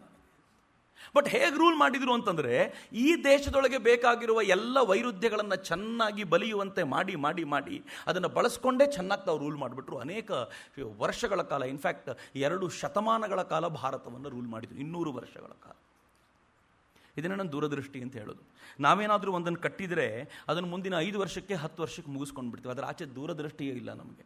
ಆದರೆ ಬ್ರಿಟಿಷರು 1757ರಲ್ಲಿ ಅಡಿಗಲ್ಲನ್ನು ಹಾಕಬೇಕಾದಾಗ 1947ರವರೆಗೂ ಇರಬಲ್ಲಂಥ ಒಂದು ಸಾಮ್ರಾಜ್ಯವನ್ನು ನಿರ್ಮಾಣ ಮಾಡಿದ್ರಲ್ಲ, ಅಕಸ್ಮಾತ್ ಭಾರತ ಏನಾದರೂ ಹೋರಾಟ ಮಾಡದೆ ಹೋಗಿದ್ರೆ, ಎಲ್ಲೋ ಒಬ್ಬ ಗಾಂಧಿ, ಎಲ್ಲೋ ಒಬ್ಬ ಸುಭಾಷ್ ಚಂದ್ರ ಬೋಸ್, ಎಲ್ಲೋ ಒಬ್ಬ ಭಗತ್ ಸಿಂಗ್, ಎಲ್ಲೋ ಒಬ್ಬ ಚಂದ್ರಶೇಖರ್ ಆಜಾದ್, ಈ ಥರದವರೆಲ್ಲ ಹೋರಾಟಕ್ಕೆ ನಿಲ್ಲಲಿಲ್ಲ ಅಂತಂದಿದ್ದರೆ ಇವತ್ತು ನಾನೂ ಇಲ್ಲ, ನೀವೂ ಇಲ್ಲ.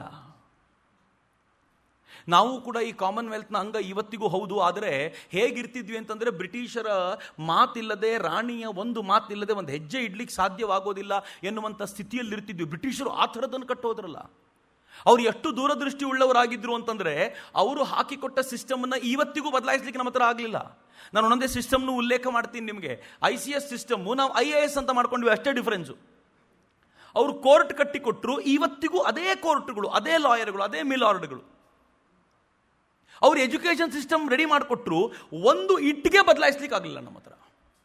ಅವ್ರು ಪೊಲೀಸ್ ಸಿಸ್ಟಮ್ ಮಾಡಿಕೊಟ್ರು, ಅವ್ರು ಯೂನಿಫಾರ್ಮ್ ಕೂಡ ಚೇಂಜ್ ಮಾಡ್ಲಿಕ್ಕೆ ಆಗಲಿಲ್ಲ ನಮ್ಮ ಹತ್ರ. ಯೋಚನೆ ಮಾಡಿ ಏನು ಮಾಡಿದ್ದೀವಿ. ಅವ್ರು ಏನೇನು ಹೇಳಿ ಹೋದ್ರೋ ಅದನ್ನು ಹಾಗಾಗೆ ಉಳಿಸ್ಕೊಂಡು ಇವತ್ತಿಗೂ ಕೂಡ ಬರೋ ಥರದ ಅನಿವಾರ್ಯತೆಯನ್ನು ಸೃಷ್ಟಿಸಿ ಹೋದ್ರಲ್ಲ, ಏನು ದುರ್ದೈವದ ಸಂಗತಿ ಅಂತ ನಾನು ಯೋಚನೆ ಮಾಡಿದವರು. ಒಂದು ಕಡೆಯಿಂದ ಅವ್ರ ದೂರದೃಷ್ಟಿಯ ಬಗ್ಗೆ ನಂಗೆ ಭಾಳ ವಿಶೇಷ ಅನಿಸುತ್ತೆ. ಆದರೆ ಈ ಶಾ ಆಲಂ, ನನಗೊಂದು ಮಾತು ಭಾಳ ಇಷ್ಟ ಆಯಿತು, ಅದನ್ನು ಓದ್ತಿದ್ದೆ ನಾನು ಇವತ್ತು. ಶಾ ಆಲಂ ಈ ಏನು ಬ್ರಿಟಿಷರಿಗೆ ತನ್ನ ಎಲ್ಲ ಅಧಿಕಾರವನ್ನು ಕೊಟ್ಟು ಅವ್ರ ಹತ್ರ ಪೆನ್ಷನ್ ತೊಗೊಂಡು ಕೂತಿದ್ದವನು ಒಂದು ಸಲ ತನ್ನ ಮಂತ್ರಿಗೆ ಹೇಳ್ತಾನೆ, ನಮಗೆ ಏನು ಹಾನರ್ ಉಳ್ಕೊಂಡಿದೆ, ಏನು ಗೌರವ ಉಳ್ಕೊಂಡಿದೆ, ಇವರೆಲ್ಲ ಯಾರ ಹತ್ರ ನಾವು ಇವ್ರ ಮಾತು ಕೇಳಬೇಕು? ಯಾರಿಗೆ ಅವನೇ ಬಳಸಿರೋ ಮಾತು, when we have to take orders from handful of traders who have not yet learned to wash their bottom ಅಂತ ಹೇಳ್ತಾನೆ. ತಮ್ಮ ಕುಂಡಿಗೆ ನೀರು ಹಾಕೋಬೇಕು ಅಂತಾನೂ ಗೊತ್ತಿಲ್ಲದೆ ಇರೋ ಜನರ ಹತ್ರ ನಾವು ಆರ್ಡರ್ ತೆಗೆದುಕೊಳ್ಬೇಕಾದ ದೈನೇಸಿ ಸ್ಥಿತಿ ಬಂದು ಹೋಗಿದ್ಯಲ್ಲ ನಮಗೆ ಅಂತ ಅವನು ಹೇಳ್ತಾನೆ.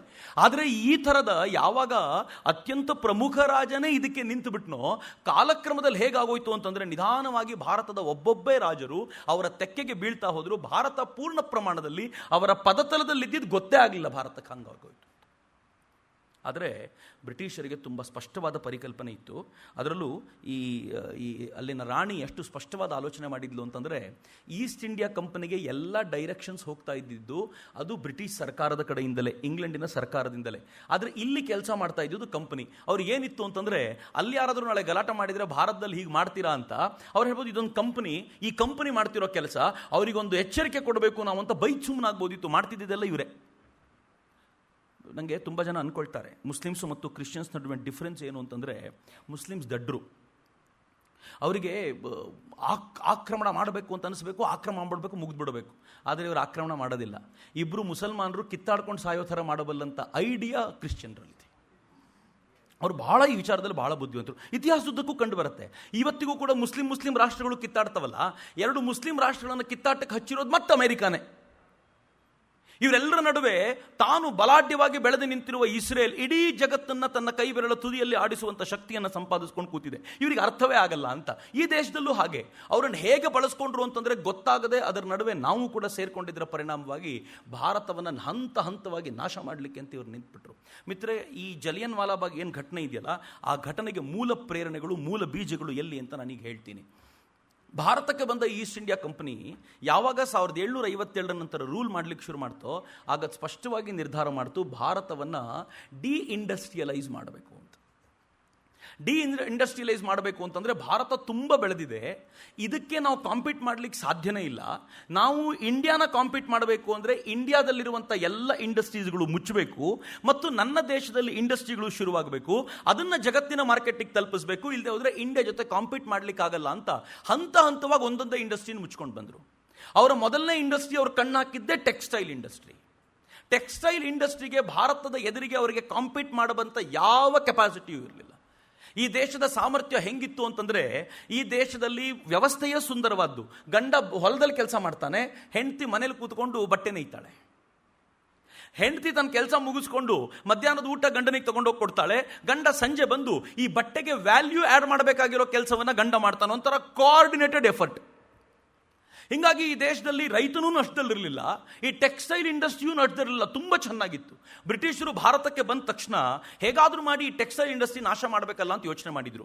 ಅವರು ಭಾರತದಲ್ಲಿ ವ್ಯಾಪಾರಿಗಳಾಗಿರುವವರೆಗೂ ಈ ದೇಶದ ಮಸಲಿಪಟ್ಟಣದ ಬಟ್ಟೆಯನ್ನು, ಸೀರೆಯನ್ನು, ಈ ದೇಶದ ಮಸ್ಲಿನ್ ಸೀರೆಗಳನ್ನು, ಇವುಗಳನ್ನೆಲ್ಲ ಜಗತ್ತಿಗೆ ಪರಿಚಯ ಮಾಡಿಕೊಟ್ರು. ಈಗ ಅದಕ್ಕೆ ಕಾಂಪೀಟ್ ಮಾಡಲಿಕ್ಕೆ ಅವ್ರಿಗಿದ್ದಿದ್ದು ಒಂದೇ ಒಂದು ದಾರಿ, ಹೇಗಾದರೂ ಮಾಡಿ ಭಾರತವನ್ನು ಪೂರ್ತಿ ಪ್ರಮಾಣದಲ್ಲಿ ಧ್ವಂಸಗೊಳಿಸಬೇಕು ಅಂತ.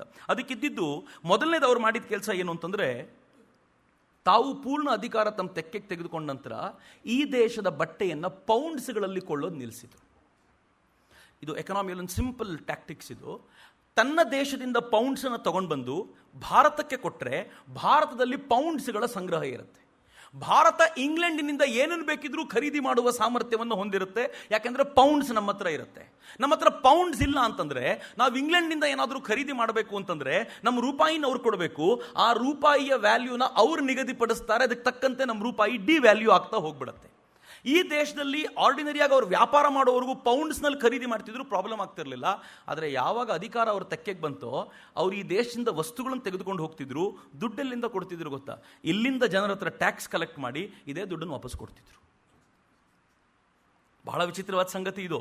ಅವರು 50 ರೂಪಾಯಿ ಅವನಿಗೆ ಬಟ್ಟೆಗೆ ಅಂತ ಕೊಟ್ಟರೆ 25 ರೂಪಾಯಿ ವಾಪಸ್ ಟ್ಯಾಕ್ಸ್ ತಗೊಳ್ತಿದ್ರು. ಅದರಲ್ಲಿ ವಾಪಸ್ ಟ್ಯಾಕ್ಸ್ ತಗೊಳ್ಳೋದು, ಅದೇ ದುಡ್ಡಿನಲ್ಲಿ ತಮ್ಗೇನು ಬೇಕೋ ತೆಗೆದುಕೊಳ್ಳೋದು. ಹೀಗಾಗಿ ತನ್ನ ದೇಶದ 1 ರೂಪಾಯಿನೂ ಇಲ್ಲಿಗೆ ತರಲಿಲ್ಲ. ಉಲ್ಟಾ ಇಲ್ಲಿನ ದುಡ್ಡನ್ನೇ ಮತ್ತೆ ಅವ್ರ ಕೈಯಲ್ಲಿ ಕೊಟ್ಟು ಅವರಿಂದ ಮತ್ತೆ ಅದನ್ನು ಟ್ಯಾಕ್ಸ್ ರೂಪಲ್ಲಿ ಸಂಗ್ರಹಿಸೋದು ಮೂಲಕ ಭಾರತದ ಎಕಾನಮಿ ವೀಕ್ ಆಗ್ತಾ ಹೋಯ್ತು ಒಂದು ಕಡೆ. ಎರಡನೇ ಕಡೆ ಈ ದೇಶದ ಟೆಕ್ಸ್ಟೈಲ್ ಇಂಡಸ್ಟ್ರಿ ವೀಕ್ ಆಗ್ಬಿಡುತ್ತೆ, ಯಾಕಂದ್ರೆ ಅದರಿಂದ ಭಾರತದ ಅಸೆಟ್ ಡೆವಲಪ್ ಆಗಲಿಲ್ಲ. ಎರಡನೇದು ಅವ್ರು ಏನು ಮಾಡಿದ್ರು, ಈ ದೇಶದ ಎಕ್ಸ್ಪೋರ್ಟ್ನ ಸ್ಕ್ವೀಸ್ ಮಾಡಿದ್ರು. ಪೂರ್ಣ ಅಧಿಕಾರ ತಮ್ಮ ಹತ್ರ ಇದ್ದಿದ್ದರಿಂದ ಭಾರತ ಜಗತ್ತಿನ ಯಾವುದಾದ್ರೂ ರಾಷ್ಟ್ರಕ್ಕೆ ಬಟ್ಟೆ ಕಳಿಸಬೇಕು ಅಂದರೆ ಭಾರತ ಕಳಿಸಲ್ಲ, ಇಂಗ್ಲೆಂಡ್ ಕಳಿಸುತ್ತೆ. ಈ ದೇಶದ ಬಟ್ಟೆನ ಅವ್ರು ಖರೀದಿ ಮಾಡ್ತಾರೆ ರೂಪಾಯಿ ಕೊಟ್ಟು, ಅವ್ರು ಜಗತ್ತಿಗೆ ಎಕ್ಸ್ಪೋರ್ಟ್ ಮಾಡ್ತಾರೆ, ಅವ್ರು ಶ್ರೀಮಂತರಾದರು. ಆದರೆ ಭಾರತ ದಿನೇ ದಿನೇ ದಾರಿದ್ರ್ಯದತ್ತ ಮುಖ ಮಾಡ್ಕೊಂಡು ನಿಂತ್ಕೊಳ್ತು. ಮೂರನೇ ಹಂತದಲ್ಲಿ ಎಲ್ಲಿವರೆಗೂ ಮಾಡಿದ್ರು ಅಂದರೆ, ಇಷ್ಟಾದ ನಂತರವೂ ಕೂಡ ಭಾರತದ ಬಟ್ಟೆಯೊಂದಿಗೆ ಕಾಂಪೀಟ್ ಮಾಡಬಲ್ಲಂಥ ಕೆಪಾಸಿಟಿ ಇಂಗ್ಲೆಂಡಿನ ಕಾರ್ಮಿಕರಿಗೆ ಇಲ್ಲದೆ ಹೋಗಿದ್ದರಿಂದ ಭಾರತದ ನೇಕಾರರನ್ನು ಎಲಿಮಿನೇಟ್ ಮಾಡಬೇಕು ಅಂತ ನಿಶ್ಚಯ ಮಾಡಿದರು. ರೆಕಾರ್ಡ್ಸ್ಗಳನ್ನೇ ಒಪ್ಪೋದಾದರೆ 1760ರಲ್ಲಿ ಲಕ್ಷಾಂತರ ಜನ ನೇಕಾರರಿದ್ದ ಢಾಕಾದಲ್ಲಿ ಅಲ್ಲಿಂದ ಆಚೆಗೆ 50-60 ವರ್ಷಗಳಲ್ಲಿ 40-50 ಸಾವಿರ ನೇಕಾರರು ಮಾತ್ರ ಉಳ್ಕೊಂಡ್ರು. ಉಳಿದವರು ಏನಾದರೂ ಅನ್ನೋದಕ್ಕೆ ಎಲ್ಲೂ ರೆಕಾರ್ಡ್ಸ್ ಇಲ್ಲ. ಏನಾಯಿತು ಅಂತ ಗೊತ್ತಿಲ್ಲ. ಒಂದು ಫೇಮಸ್ ಕಥೆ ನಾವೆಲ್ಲ ಕೇಳ್ತೀವಲ್ಲ, ಬಟ್ಟೆಯನ್ನು ನೇಯುವಂಥ ಹೆಬ್ಬೆರಳನ್ನು ಕತ್ತರಿಸಿ ಹಾಕ್ಬಿಟ್ರು.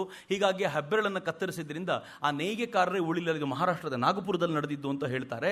ಆ ಜಾಗದಲ್ಲಿ ಆ ಹೆಬ್ಬೆರಳನ್ನು ಕತ್ತರಿಸಿದ್ರಿಂದ ನೇಯ್ಗೆಕಾರರೇ ಇಲ್ಲದಂತಾಗ್ಬಿಟ್ರು ಅಂತ. ಬರೀ ಇಷ್ಟೇ ಅಲ್ಲ, ಯಾವ ಪರಿ ಟ್ಯಾಕ್ಸನ್ನು ಹೇರಿದ್ರು ಈ ಬಟ್ಟೆಗೆ ಅಂತಂದರೆ, ಈ ಬಟ್ಟೆ ಎಕ್ಸ್ಪೋರ್ಟ್ ಮಾಡಬೇಕು ಅಂದರೆ ಸಿಕ್ಕಾಪಟ್ಟೆ ಕಾಸ್ಟ್ಲಿ ಆಗೋ ಥರ ಮಾಡಿದರು. ಪಾಯಿಂಟ್ 1. ಎರಡನೇದು, ಈ ಬಟ್ಟೆಯ ಬದಲು ಇಂಪೋರ್ಟ್ ಬಟ್ಟೆ ತುಂಬ ಚೀಪ್ ಆಗಲಿಕ್ಕೆ ಶುರುವಾಗಿದ್ದರಿಂದ ಬ್ರಿಟಿಷರ ಬಟ್ಟೆ ಅಂತಂದೇಳಿ ಡಂಪ್ ಮಾಡಲಿಕ್ಕೆ ಶುರು ಮಾಡಿಬಿಟ್ರು. ಇದರ ಪರಿಣಾಮ ನಮ್ಮ ಟೆಕ್ಸ್ಟೈಲ್ ಇಂಡಸ್ಟ್ರಿ ಪೂರ್ತಿ ಸತ್ತೋಯ್ತು. ಈಗ ಕನೆಕ್ಷನ್ ಹೆಂಗಿದೆ ನೋಡಿ, ಯಾವಾಗ ಟೆಕ್ಸ್ಟೈಲ್ ಇಂಡಸ್ಟ್ರಿ ಸತ್ತೋಯ್ತೋ, ನೇಯ್ದ ಇರುವಂಥ ಬಟ್ಟೆಗೆ ಬೆಲೆ ಇಲ್ಲದಂತಾಯ್ತೋ, ಆಗ ಮನೆಯಲ್ಲಿರೋ ಹೆಣ್ಣು ಮಗಳಿಗೆ ಕೆಲಸ ಇಲ್ಲದಂತಾಯ್ತು. ಅವಳೇನು ಮಾಡಿದ್ಲು, ಮನೇಲಿ ಬಟ್ಟೆ ನೇಯ್ತಾ ಇದ್ದವಳು ಗಂಡನ ಜೊತೆ ತಾನೂ ಹೊಲಕ್ಕೆ ಹೋಗಿ ದುಡಿಲಿಕ್ಕೆ ಶುರು ಮಾಡಿದ್ಲು. ತಾನೂ ಹೊಲದ ಮೇಲಿನ ನಿರ್ಭರತೆ ಜಾಸ್ತಿ ಆಯಿತು. ಭಾರತ ನಾವು ಅಗ್ರಿಕಲ್ಚರಲ್ ಓರಿಯೆಂಟೆಡ್ ರಾಷ್ಟ್ರ ಅಂತೆಲ್ಲ ಕರಿತೀವಲ್ಲ, ಕೃಷಿ ಪ್ರಧಾನವಾಗಿರುವಂಥ ರಾಷ್ಟ್ರ. ಖಂಡಿತವಾಗಿಯೂ ನನ್ನ ಭಾರತ ಹಂಗೆ ಡೆವಲಪ್ ಆಗಿರಲಿಲ್ಲ. ನನ್ನ ಭಾರತ ಕೃಷಿ ಆಧಾರಿತ ಎಲ್ಲ ಇಂಡಸ್ಟ್ರಿನೂ ಡೆವಲಪ್ ಮಾಡ್ಕೊಂಡಿತ್ತು. ಈ ದೇಶದ ವೈಶಿಷ್ಟ್ಯ ಅಂತಂದರೆ, ಕೃಷಿಯಿಂದ ಬರುವಂಥ ಹತ್ತಿಯನ್ನು ನೇಯ್ಗೆ ಮಾಡುವಂಥ ಕಾರ್ಮಿಕರು ಇದ್ದರು. ಈ ದೇಶದಲ್ಲಿ ಕೃಷಿಯಿಂದ ಉಳಿದಿರುವಂಥ ಉತ್ಪನ್ನಗಳನ್ನು ದನಗಳಿಗೆ ಹಾಕಿ ಹೈನುಗಾರಿಕೆ ಡೆವಲಪ್ ಮಾಡ್ಕೊಳ್ಳಿಕ್ಕೆ ಸಾಧ್ಯ ಆಗ್ತಿತ್ತು.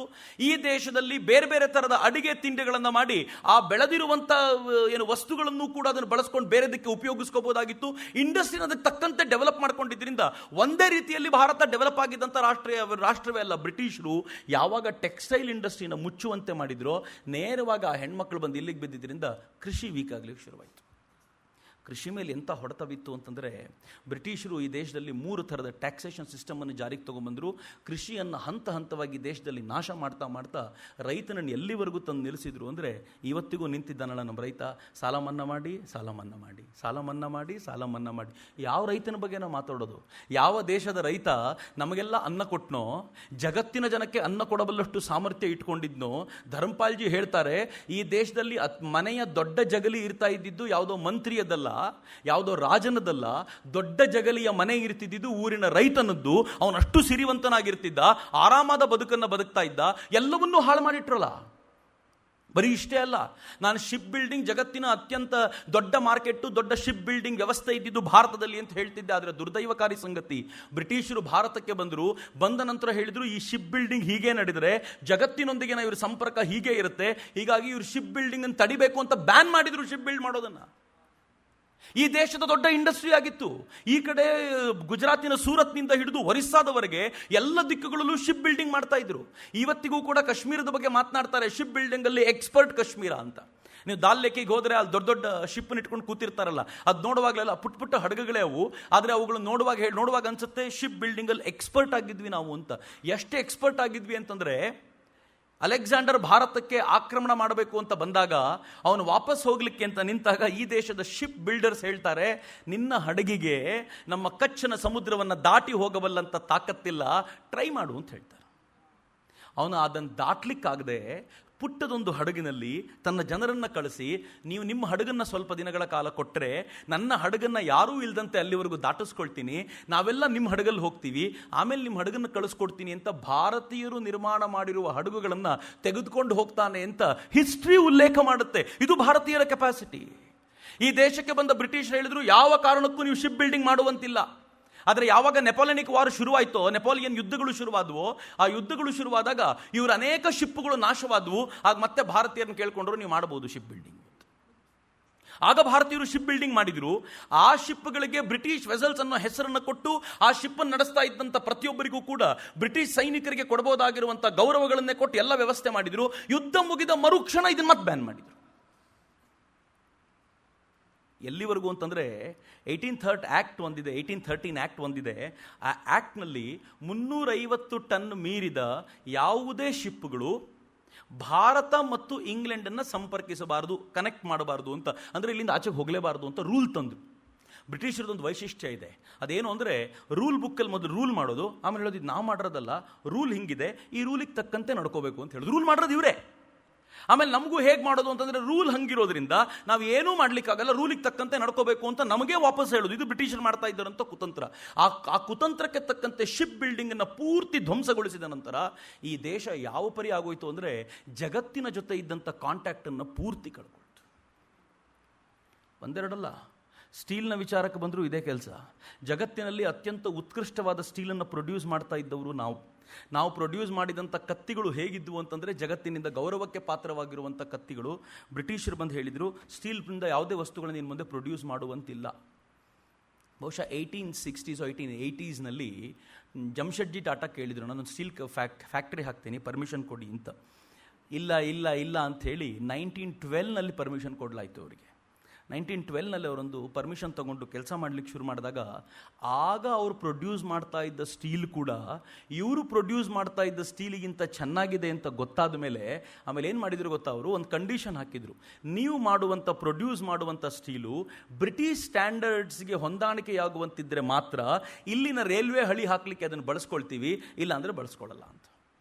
ಬ್ರಿಟಿಷ್ ಸ್ಟ್ಯಾಂಡರ್ಡ್ಸು ಬ್ರಿಟಿಷರು ಮಾತ್ರ ಕೊಂಡುಕೊಳ್ಳುವಂಥದ್ದು, ಇನ್ಯಾರಿಗೂ ಬ್ರಿಟಿಷ್ ಸ್ಟ್ಯಾಂಡರ್ಡ್ಸ್ ಬೇಡ, ಮತ್ತು ಅದರಲ್ಲಿ ಕಾಸ್ಟ್ ಸ್ವಲ್ಪ ಜಾಸ್ತಿ ಆಗುತ್ತೆ. ಅದರ ಕಂಡೀಷನ್ ಒಂದು ಹಾಕಿದ್ರು, ನಿಮ್ಮ ಫ್ಯಾಕ್ಟ್ರಿಯಲ್ಲಿ ಬ್ರಿಟಿಷ್ ಸ್ಟ್ಯಾಂಡರ್ಡ್ಸ್ನ ಈ ಸ್ಟೀಲ್ ಉತ್ಪಾದನೆ ಆಗುತ್ತೆ ಅಂದರೆ ಇದಕ್ಕಿಂತಲೂ ಬೇರೆ ಸ್ಟ್ಯಾಂಡರ್ಡ್ಸ್ ಎಂದು ಉತ್ಪಾದನೆ ಮಾಡುವಂತಿಲ್ಲ ಅಂತ. ಪರಿಣಾಮ ಏನು ಅಂದರೆ, ನಿಮಗೆ ಮಾತ್ರ ಮಾರಬೇಕು, ನಿಮಗೆ ಬಿಟ್ಟರೆ ಬೇರೆಯವ್ರಿಗೆ ಕೊಡುವಂತಿಲ್ಲ ಅಂತ. ನೀವು ತಗೊಳ್ಳಿಲ್ಲ ಅಂತಂದರೆ ಈ ದೇಶದ ಹಳಿಗಳಿಗೆ ಬೇರೆ ಕಡೆಯಿಂದ ನೀವು ತರಿಸ್ಕೊಳ್ತೀರಾ, ಮತ್ತು ಭಾರತದ ಮೇಲೆ ಹೊರೆ ಬೀಳುತ್ತೆ. ಯಾವ ಪರಿಸ್ಥಿತಿನ ತಂದಿಟ್ರು ಅಂತಂದರೆ, ಒಂದು ಸ್ಟೀಲ್ ಕಂಪನಿ ಕೂಡ ನಡೆಸಲಿಕ್ಕೆ ಆಗದೆ ಇರುವಂಥ ಸ್ಥಿತಿಯನ್ನು ಭಾರತದಲ್ಲಿ ತಂದಿಟ್ರು. ಮತ್ತು ಬ್ರಿಟಿಷರು ಯಾವ ಪರಿ ಬಡದರು ಭಾರತಕ್ಕೆ ಅಂತಂದರೆ, ಹಂತವಾಗಿ ಭಾರತ ಪ್ರತಿಯೊಂದು ಉದ್ಯೋಗವನ್ನು ಕಳೆದುಕೊಳ್ತಾ ಈ ದೇಶ ನಿರುದ್ಯೋಗಿಗಳ ಕಾರಾಸ್ಥಾನವಾಗ್ಬಿಡ್ತು. ಯಾರಿಗೂ ಉದ್ಯೋಗ ಇಲ್ಲ, ಕೃಷಿ ಹಾಳಾಗೋಯ್ತು, ಬೇರೆ ಬೇರೆ ಉದ್ಯಮಗಳು ಹಾಳಾಗೋದ್ವು. ಇಷ್ಟು ಸಾಲದು ಅಂತ ಯಾವ ಪರಿ ಟ್ಯಾಕ್ಸೇಷನ್ ಸಿಸ್ಟಮ್ ಭಾರತದಲ್ಲಿ ತಂದರು ಅಂತಂದರೆ, ಯಾವೊಬ್ಬನೂ ಕೂಡ ನೆಮ್ಮದಿಯಿಂದ ಬದುಕಲಿಕ್ಕೆ ಸಾಧ್ಯವಿಲ್ಲದೆ ಇರುವಂಥ ಟ್ಯಾಕ್ಸೇಷನ್ ಸಿಸ್ಟಮ್ ತಂದರು. ಬ್ರಿಟಿಷರ ಕಾಲದಲ್ಲಿ ಭಾರತದಲ್ಲಿದ್ದ ಟ್ಯಾಕ್ಸ್ ಎಷ್ಟು ಗೊತ್ತಾ, ಕನಿಷ್ಠ ಪಕ್ಷ 50% ಟ್ಯಾಕ್ಸ್ ಇತ್ತು ಪ್ರತಿಯೊಬ್ಬರ ತಲೆ ಮೇಲೂ. 50%. ಯಾವುದಾದ್ರೂ ಉತ್ಪನ್ನದ ಮೇಲೆ ಏನಾದರೂ ಗಳಿಸಿದರೆ 50% ಟ್ಯಾಕ್ಸ್ ಕೊಡಬೇಕು ಅಂತಿತ್ತು. 50% ಯಾಕೆ ಅಂತ ಕೇಳಿದರೆ, ಬ್ರಿಟಿಷ್ ಹೇಳಿದ್ರು ನಾವು ಮಾಡಿದ್ದಲ್ಲ. ಔರಂಗಜೇಬನ ಕಾಲದಲ್ಲಿ ಒಂದು ಸೇಯಿಂಗ್ ಇತ್ತು. ಔರಂಗಜೇಬನ ಕಾಲದಲ್ಲಿ ಒಂದು ಮಾತಿತ್ತು. ಅದೇನು ಹೇಳಿದ್ರು ಅಂತಂದ್ರೆ, ಅತ್ಯಂತ ಕಷ್ಟ ಕಾಲದಲ್ಲಿ ಸರ್ಕಾರ ಅಥವಾ ರಾಷ್ಟ್ರ ಕಷ್ಟದಲ್ಲಿದ್ದಾಗ 50% ತೆರಿಗೆಯನ್ನು ಹಾಕಬಹುದು ಅಂತಿದ್ದ ಒಂದು ಸಾಲನ್ನು ತೆಗೆದುಕೊಂಡು ನೋಡಿ ಅವ್ರು ಹೇಳಿದ್ದಾರೆ. ಹೀಗಾಗಿ 50% ಟ್ಯಾಕ್ಸ್ ಅನ್ನು ಹಾಕಬಹುದು ಅಂತ 50% ಟ್ಯಾಕ್ಸ್ ಹಾಕಲಾಯಿತು. ಕೃಷಿಯ ಮೇಲಂತೂ 3 ಥರದ ಟ್ಯಾಕ್ಸ್ ಅನ್ನು ತಗೊಂಡ್ಬಂದಿದ್ರು. ಒಂದು ಜಮೀನ್ದಾರಿ ಪದ್ಧತಿಯಲ್ಲಿ, ಇನ್ನೊಂದು ಮಹಲ್ವಾರಿ ಪದ್ಧತಿ, ಇನ್ನೊಂದು ರೈತವಾರಿ ಪದ್ಧತಿ ಅಂತ. ಜಮೀನ್ದಾರಿ ಪದ್ಧತಿ ಏನು ಅಂತಂದ್ರೆ, ಒಂದು ಸಲ ಫಿಕ್ಸ್ಡ್ ಟ್ಯಾಕ್ಸ್, ಬೆಳೆ ಆಗಲಿ ಬಿಡ್ಲಿ ಇಷ್ಟು ಕಟ್ಟಬೇಕು ಅಂದರೆ ಕಟ್ಟಬೇಕು, ಬೇರೆ ದಾರಿಯೇ ಇಲ್ಲ ಅಂತ. ಇನ್ನು ರೈತವಾರಿ ಮತ್ತು ಮಹಲ್ವಾರಿ ಇವ್ರಿಗೆ ಇಷ್ಟ ಬಂದಾಗ ಹಾಕ್ಕೋಬಹುದು. ಪರಿಣಾಮ ಹೇಗಾಯಿತು ಅಂದರೆ, ಈ ದೇಶದ ರೈತ ಊರು ಬಿಟ್ಟು ಓಡೋಗ್ಬೇಕಾದ ಪರಿಸ್ಥಿತಿ ಬಂದ್ಬಿಡ್ತು. ನನ್ನ ದೇಶದ ಒಟ್ಟಾರೆ ಸಿಸ್ಟಮನ್ನು ಗಬ್ಬೆಬ್ಬಿಸಿದ್ರು. ದೇವಸ್ಥಾನವನ್ನು ಸೆಂಟರ್ಡ್ ಆಗಿ ಇಟ್ಕೊಂಡ ಸಿಸ್ಟಮನ್ನು ಪೂರ್ತಿ ಧ್ವಂಸಗೊಳಿಸಿ ರೈತ ಊರು ಬಿಟ್ಟು ಹೋಗುವಂಥ ಸ್ಥಿತಿ ಬಂದ್ಬಿಡ್ತು. ಯಾರ್ಯಾರು ಟ್ಯಾಕ್ಸ್ ಕಟ್ಟಲಿಲ್ವೋ ಅವನ ಜಮೀನನ್ನು ಕಾನ್ಫಿಸ್ಕೇಟ್ ಮಾಡಿಕೊಳ್ಳುವಂಥ, ಸರ್ಕಾರಕ್ಕೆ ಸೇರಿಸಿಕೊಳ್ಳುವಂಥ ಕಾನೂನನ್ನು ಜಾರಿಗೆ ತಗೊಂಡು ಬಂದರು. ಟ್ಯಾಕ್ಸ್ ಕಟ್ಟಬೇಕು ಅನ್ನೋದು ಮೊದಲನೇ ಕಾನೂನು. ಎರಡನೇ ಕಾನೂನು, ಕಟ್ಟಲಿಲ್ಲ ಅಂತಂದರೆ ಹಿಂಗೆ ಮಾಡಬೇಕು ಒಂದು ಜಮೀನು ಅಂತ. ಜಮೀನು ಕಿತ್ಕೊಂಡ್ರು. ಮೊದಲನೇ ಬಾರಿಗೆ ಈ ದೇಶದಲ್ಲಿ ಈ ಥರ ನಡೀಲಿಕ್ಕೆ ಶುರುವಾಯಿತು. ಮುಸಲ್ಮಾನರ ಆಳ್ವಿಕೆಯ ಕಾಲದಲ್ಲೂ ಕೂಡ ಈ ಪರಿಯ ಸ್ಥಿತಿಗತಿ ಇರಲಿಲ್ಲ. ಆದರೆ ಬ್ರಿಟಿಷರ ಕಾಲದಲ್ಲಿ ಹೆಂಗೆ ನಡೀತು ಅಂತಂದರೆ, ಜಮೀನನ್ನು ಕಿತ್ಕೊಂಡು, ನನಗೆ ರಾಜೀವ್ ದೀಕ್ಷಿತರು ಹೇಳೋರು, ಬಿಹಾರ ಮತ್ತು ಉತ್ತರ ಪ್ರದೇಶ ಆ ಭಾಗಗಳಲ್ಲಿ ಒಂದು ಹಳ್ಳಿನೇ ಇದೆ, ಡಾಲ್ ಹೌಸಿಪುರ ಅಂತ. ಆ ಇಡೀ ಹಳ್ಳಿ ನಿರ್ಮಾಣ ಆಗಿದ್ದು ಹೇಗೆ ಅಂತಂದರೆ, ಇವ್ರು ಕಿತ್ಕೊಂಡ ಜಮೀನುಗಳಿಂದಲೇ ನಿರ್ಮಾಣ ಆಗಿದ್ದು ಊರದು ಅಂತ. ಡಾಲ್ ಹೌಸಿ ಅನ್ನೋಂಥವ್ನು ಕಿತ್ಕೊಂಡಿದ್ದಂಥದ್ದು, ಅವನದೊಂದು ದತ್ತು ಮಕ್ಕಳಿಗೆ ಹಕ್ಕಿಲ್ಲ ಅನ್ನೋ ಕಾಯ್ದೆ ಹೇಗಿತ್ತೋ ಹಾಗೆ ಜಮೀನನ್ನು ಕಿತ್ಕೊಳ್ಳೋದ್ರಲ್ಲಿ ಎಕ್ಸ್ಪರ್ಟ್ ಆಗಿದ್ದರಿಂದ ದೊಡ್ಡ ಮೊತ್ತದ ಜಮೀನುಗಳನ್ನು ಕಿತ್ಕೊಂಡು ಭಾರತಕ್ಕೆ ಅವರು ನಷ್ಟ ಮಾಡ್ತಾ ಹೋದರು. ಪರಿಣಾಮ ಹೇಗಾಯಿತು ಅಂದರೆ ಮಿತ್ರರೇ, ಅತ್ಯಂತ ಬಡ ಮತ್ತು ದರಿದ್ರ ರಾಷ್ಟ್ರವಾಗಿದ್ದ ಈ ಭಾರತದಿಂದ ಇವರು ಮಾಡಿದ ಲೂಟ್ ಎಷ್ಟಿತ್ತು ಅಂತಂದರೆ, ಶಶಿ ತರೂರ್ ಭಾಳ ಚೆನ್ನಾಗಿ ಹೇಳ್ತಾರೆ. ಅವ್ರದ್ದೊಂದು ಪುಸ್ತಕ ಇದೆ, ಎನ್ ಎರಾ ಆಫ್ ಡಾರ್ಕ್ನೆಸ್ ಅಂತ. ಆ ಎರಾ ಆಫ್ ಡಾರ್ಕ್ನೆಸ್ಸಲ್ಲಿ ಶಶಿ ತರೂರ್ ಹೇಳ್ತಾರೆ, ಲೂಟ್ ಅನ್ನೋ ಪದ ಭಾರತದ್ದು, ಆದರೆ ಇವರು ಎಷ್ಟು ಲೂಟ್ ಮಾಡಿದ್ರು ಅಂತಂದರೆ ಆ ಲೂಟ್ ಅನ್ನೋ ಪದವೂ ಕೂಡ ಇಂಗ್ಲೀಷ್ ಡಿಕ್ಷನರಿಗೆ ಸೇರಿಕೊಳ್ತು. ಆಮೇಲೆ ಆ ಪರಿಯ ಲೂಟ್ ಬ್ರಿಟಿಷರು ಮಾಡಿದ್ರು ಅಂತ. ಈ ಲೂಟ್ ಹೇಗಿತ್ತು ಅಂತಂದರೆ, ಅರ್ಲ್ ಆಫ್ ಚಾರ್ಲ್ಟನ್ ಒಂದು ಮಾತು ಹೇಳ್ತಾನೆ, ಪ್ರತಿ ವರ್ಷ ನಾನು ಒಂದೊಂದು ದಾಖಲೆ ನಿಮ್ಮ ಮುಂದೆ ಇಡ್ತೀನಿ, ಬಡ ರಾಷ್ಟ್ರ ಭಾರತದಿಂದ ಲೂಟಿ ಎಷ್ಟಾಗಿತ್ತು ಅಂತ. 1765ರಿಂದ 1815ರವರೆಗೆ ಪ್ರತಿ ವರ್ಷ 18 ಕೋಟಿ ಪೌಂಡಷ್ಟು ದುಡ್ಡನ್ನು ಭಾರತದಿಂದ ತಗೊಂಡು ಹೋಗ್ತಿದ್ರು ಅಂತ. ನಾನು ಹೇಳ್ತಿರೋ ಡೇಟು 1765ರಿಂದ 1815ರವರೆಗೆ ಪ್ರತಿ ವರ್ಷ 18 ಕೋಟಿ ಪೌಂಡ್ನಷ್ಟು. ಇವತ್ತಿನ ಲೆಕ್ಕಕ್ಕೆ ತರಬೇಕು ಅಂತಂದರೆ ಅದನ್ನು ಇಂಟು 100 ಮಾಡ್ಕೊಳ್ಬೇಕಂತೆ. ಸೊ 1800 ಕೋಟಿ ಪೌಂಡ್ನಷ್ಟು. ಒಂದು ಪೌಂಡಿಗೆ 70 ರೂಪಾಯೋ 80 ರೂಪಾಯೋ ಅಂತ ಲೆಕ್ಕ ಹಾಕ್ಕೊಂಡ್ರೆ, ಈಗ ಸ್ವಲ್ಪ ಜಾಸ್ತಿನೂ ಇರ್ಬೋದು, ಆ ಕಡೆ ಈ ಕಡೆ ಇರ್ಬೋದು, ಅಷ್ಟು ಲೆಕ್ಕ ಹಾಕ್ಕೊಂಡ್ರೆ unimaginable amount of money every year ಈ ದೇಶದಿಂದ ಟ್ರಾನ್ಸ್ಫರ್ ಆಗೋಗಿದೆ.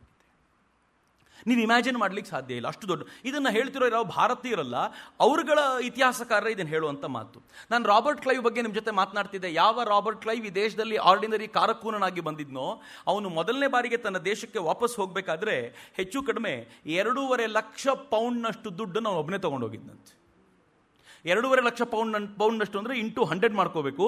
ಅದನ್ನು ಇವತ್ತಿನ ಲೆಕ್ಕಕ್ಕೆ ನೀವು ಪೌಂಡ್ನ ರೇಟ್ ಏನಿದೆಯೋ ಅದಕ್ಕೆ ಕ್ಯಾಲ್ಕುಲೇಟ್ ಮಾಡ್ಕೋಬೇಕು. ಅವನು ತಾನು ಮೊದಲನೇ ಬಾರಿಗೆ ತನ್ನ ದೇಶಕ್ಕೆ ಹೋಗಬೇಕಾದ್ರೆ ತಗೊಂಡು ಹೋಗಿದ್ದಂತೆ. ಅವನು 2ನೇ ಬಾರಿ ವಾಪಸ್ ಭಾರತಕ್ಕೆ ಬರ್ತಾನೆ. 2ನೇ ಬಾರಿ ಬಂದಾಗ ಅವರಪ್ಪ ಅವನಿಗೊಂದು ಲೆಟರ್ ಬರೀತಾರೆ. ಆ ಲೆಟ್ರಲ್ಲಿ ಏನು ಬರೀತಾರೆ ಅಂದರೆ, ನೋಡು ಮಗು, ನೀನೆಲ್ಲ ತುಂಬ ಪಾಪ್ಯುಲರ್, ತುಂಬ ಫೇಮಸ್ ಆಗಿದೆಯಾ, ಈಗ ನೀನು ಭಾರತವನ್ನು ಬ್ರಿಟಿಷರ ತೆಕ್ಕೆಗೆ ಕೊಟ್ಟವನಲ್ಲ.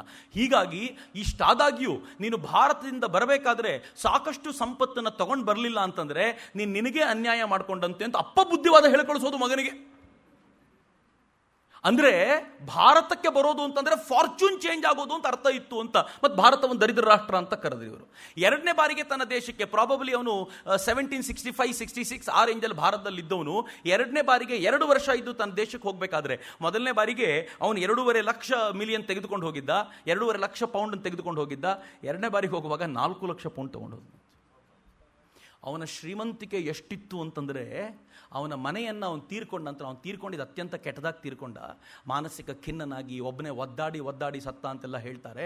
ಅವನ ತನ್ನ ಮನೆಗೆ ಪ್ಲಾಸಿ ಅಂತಲೇ ಹೆಸರಿಟ್ಟಿದ್ದ. ಅವನಷ್ಟು ಸಂಪತ್ತಿನ ಮೂಲ ಅದೇ ಅಲ್ಲ, ಪ್ಲಾಸಿ ಅಂತ ಹೆಸರಿಟ್ಕೊಂಡಿದ್ದ. ಅವನ ಮನೆಯಲ್ಲಿ ಅವನು ತೀರ್ಕೊಂಡಾಗ, ಮನೆಯನ್ನು ಜಫ್ತ್ ಮಾಡಿದಾಗ ಅಥವಾ ಮನೆಯನ್ನು ಹುಡುಕಾಡಿದಾಗ ಚಿನ್ನದ ಪೊರಕೆ ಇತ್ತಂತೆ ಅವನ ಮನೆಯಲ್ಲಿ, ಚಿನ್ನದ ಕಡ್ಡಿಗಳ ಪೊರಕೆ ಇತ್ತಂತೆ. ಆ ಪರಿಯ ಸಂಪತ್ತನ್ನು ಭಾರತದಿಂದ ಲೂಟಿ ಮಾಡಿದ್ರು. ಅದಕ್ಕೆ ಅವನೊಂದು ಮಾತನ್ನು ಹೇಳ್ತಾನೆ, ಭಾರತ ನಾನು ಇರುವಂಥ ರಾಷ್ಟ್ರ ಎಂಥದ್ದು ಅಂದರೆ, ಅವನು ಹೇಳೋ ಮಾತು ಒಂದೇ ಮಾತಿದು, ನಾನು ಇರುವಂಥ ರಾಷ್ಟ್ರ ಎಂಥದ್ದು ಅಂತಂದರೆ ಸಿರಿವಂತಿಕೆಯ ಆಗರ ಈ ರಾಷ್ಟ್ರ. ಇಂಥ ಸಿರಿವಂತಿಕೆಯ ಸಿರಿವಂತಿಕೆಯ ರಾಷ್ಟ್ರದಿಂದ ನಾನು ತೆಗೆದುಕೊಂಡು ಬಂದಿರೋ ಸಂಪತ್ತು ಎಷ್ಟು ಕಡಿಮೆ ಅಂತಂದರೆ, ನನಗದನ್ನು ಕಂಡಾಗ ಅನಿಸುತ್ತೆ ನಾನು ಎಷ್ಟು ಒಳ್ಳೆಯವನಲ್ವಾ ಅಂತ ಅನಿಸುತ್ತೆ ಅಂತ. I look moderate for me ಅಂತ ಅವನೇ ಹೇಳ್ಕೊಳ್ತಾನೆ. ನಾನು ಅಷ್ಟು ಒಳ್ಳೆಯವನು ಅಂತ ನನಗೆ ಅನಿಸುತ್ತೆ ಅಂತ. ಇಷ್ಟು ಸಂಪತ್ತನ್ನು ಲೂಟಿ ಮಾಡಿದವನು. ಸೊ ಇದೇ ದೇಶದಲ್ಲಿ ಇವರು ಲೂಟಿ ಮಾಡಿದವ್ರ ಪರಿಸ್ಥಿತಿ ಹೇಗಿತ್ತು ಅಂತಂದರೆ, ಒಬ್ಬ ಇದ್ದ ಈ ದೇಶದಲ್ಲಿ, ವಾರನ್ ಹೇಸ್ಟಿಂಗ್ಸ್ ಅಂತ, ಭಾಳ ಜನಕ್ಕೆ ಗೊತ್ತಿರ್ಬೋದು, ಬ್ರಿಟಿಷರ ಗವರ್ನರ್ ಜನರಲ್ ಆಗಿದ್ದವನು. ವಾರನ್ ಹೇಸ್ಟಿಂಗ್ಸ್ ಈ ದೇಶದಲ್ಲಿ ಕರಪ್ಷನ್ನಲ್ಲಿ ಎಕ್ಸ್ಪರ್ಟ್ ಆಗಿದ್ದ. ಈ ದೇಶದ ಜನರ ಮೇಲೆ ಎಷ್ಟು ಅತ್ಯಾಚಾರಗಳನ್ನು ಮಾಡಿ ಅವರಿಂದ ಹಣವನ್ನು ಲೂಟಿ ಮಾಡಿದ್ದ ಅಂತಂದರೆ, ವಾರನ್ ಹೇಸ್ಟಿಂಗ್ಸ್ಗೆ ಇಂಪೀಚ್ ಮಾಡಲಾಯಿತು. ಅವನನ್ನು ಅವರ ದೇಶದಲ್ಲಿ, ಅವರ ಸಂಸತ್ನಲ್ಲಿ ನಿಲ್ಲಿಸ್ಕೊಂಡು, ನೀನು ದೊಡ್ಡ ಕರಪ್ಷನ್ ಮಾಡಿದವನು ನೀನು ಅಂತೆಲ್ಲ ಇಂಪೀಚ್ ಮಾಡಲಾಯಿತು. ಇಂಪೀಚ್ ಮಾಡುವಾಗ ಅವನ ವಿರುದ್ಧ ಒಂದು ಪೇಪರ್ನ ಓದಲಾಯಿತು, ಇವನು ಭಾರತದಲ್ಲಿ ಏನೇನು ಮಾಡಿದ್ದಾನೆ ಅಂತ. ಅವನು ಬೇರೆ ಎಲ್ಲ ಮಾಡಿದ್ದಕ್ಕೂ ಒಂದು ಮಾಫಿ. ಆದರೆ ಇದನ್ನು ಇವತ್ತು ನನಗೆ ಅರ್ಥ ಆಗ್ತಿಲ್ಲ. ಇದನ್ನು ನಾನು ಓದಬೇಕಾದಾಗ ಭಾಳ ಸಂಕಟ ಅನ್ನಿಸ್ತು ನನಗೆ. ನಾನು ಸುಮ್ಮನೆ ನಿಮ್ಮ ಎದುರಿಗೆ ಓದ್ತೀನಿ ಕೇಳಿ. ವಾರನ್ ಹೇಸ್ಟಿಂಗ್ಸ್ನ ಕಾಲದಲ್ಲಿ ಈ ನಾಡಿನಲ್ಲಿ ಏನೇನು ನಡೆದಿತ್ತು, ಬಂಗಾಳದಲ್ಲಿ ಏನೇನು ನಡೆದಿತ್ತು ಅಂತ ಇದನ್ನು ಬರ್ಕೆ ಅವನು ಪ್ರೆಸೆಂಟ್ ಮಾಡ್ತಾನೆ. ಅವನು ಹೇಳ್ತಾನೆ, ದೇ ವರ್ ಡ್ರ್ಯಾಗ್ಡ್ ಔಟ್, ಬಂಗಾಳದ ಹೆಣ್ಮಕ್ಳ ಬಗ್ಗೆ ಬರೆಯೋದವನು, they were dragged out naked and expose to the public view and scourged before all the people. Naked ಮಾಡಿ ಎಳೆದ ಜನರ ಮುಂದೆ ಹಂಗಂಗೆ ಬಿಸಾಕಲಾಗ್ತಿತ್ತು. They put the nipples of the woman into the sharp edges of the split bamboos and tore them from their bodies.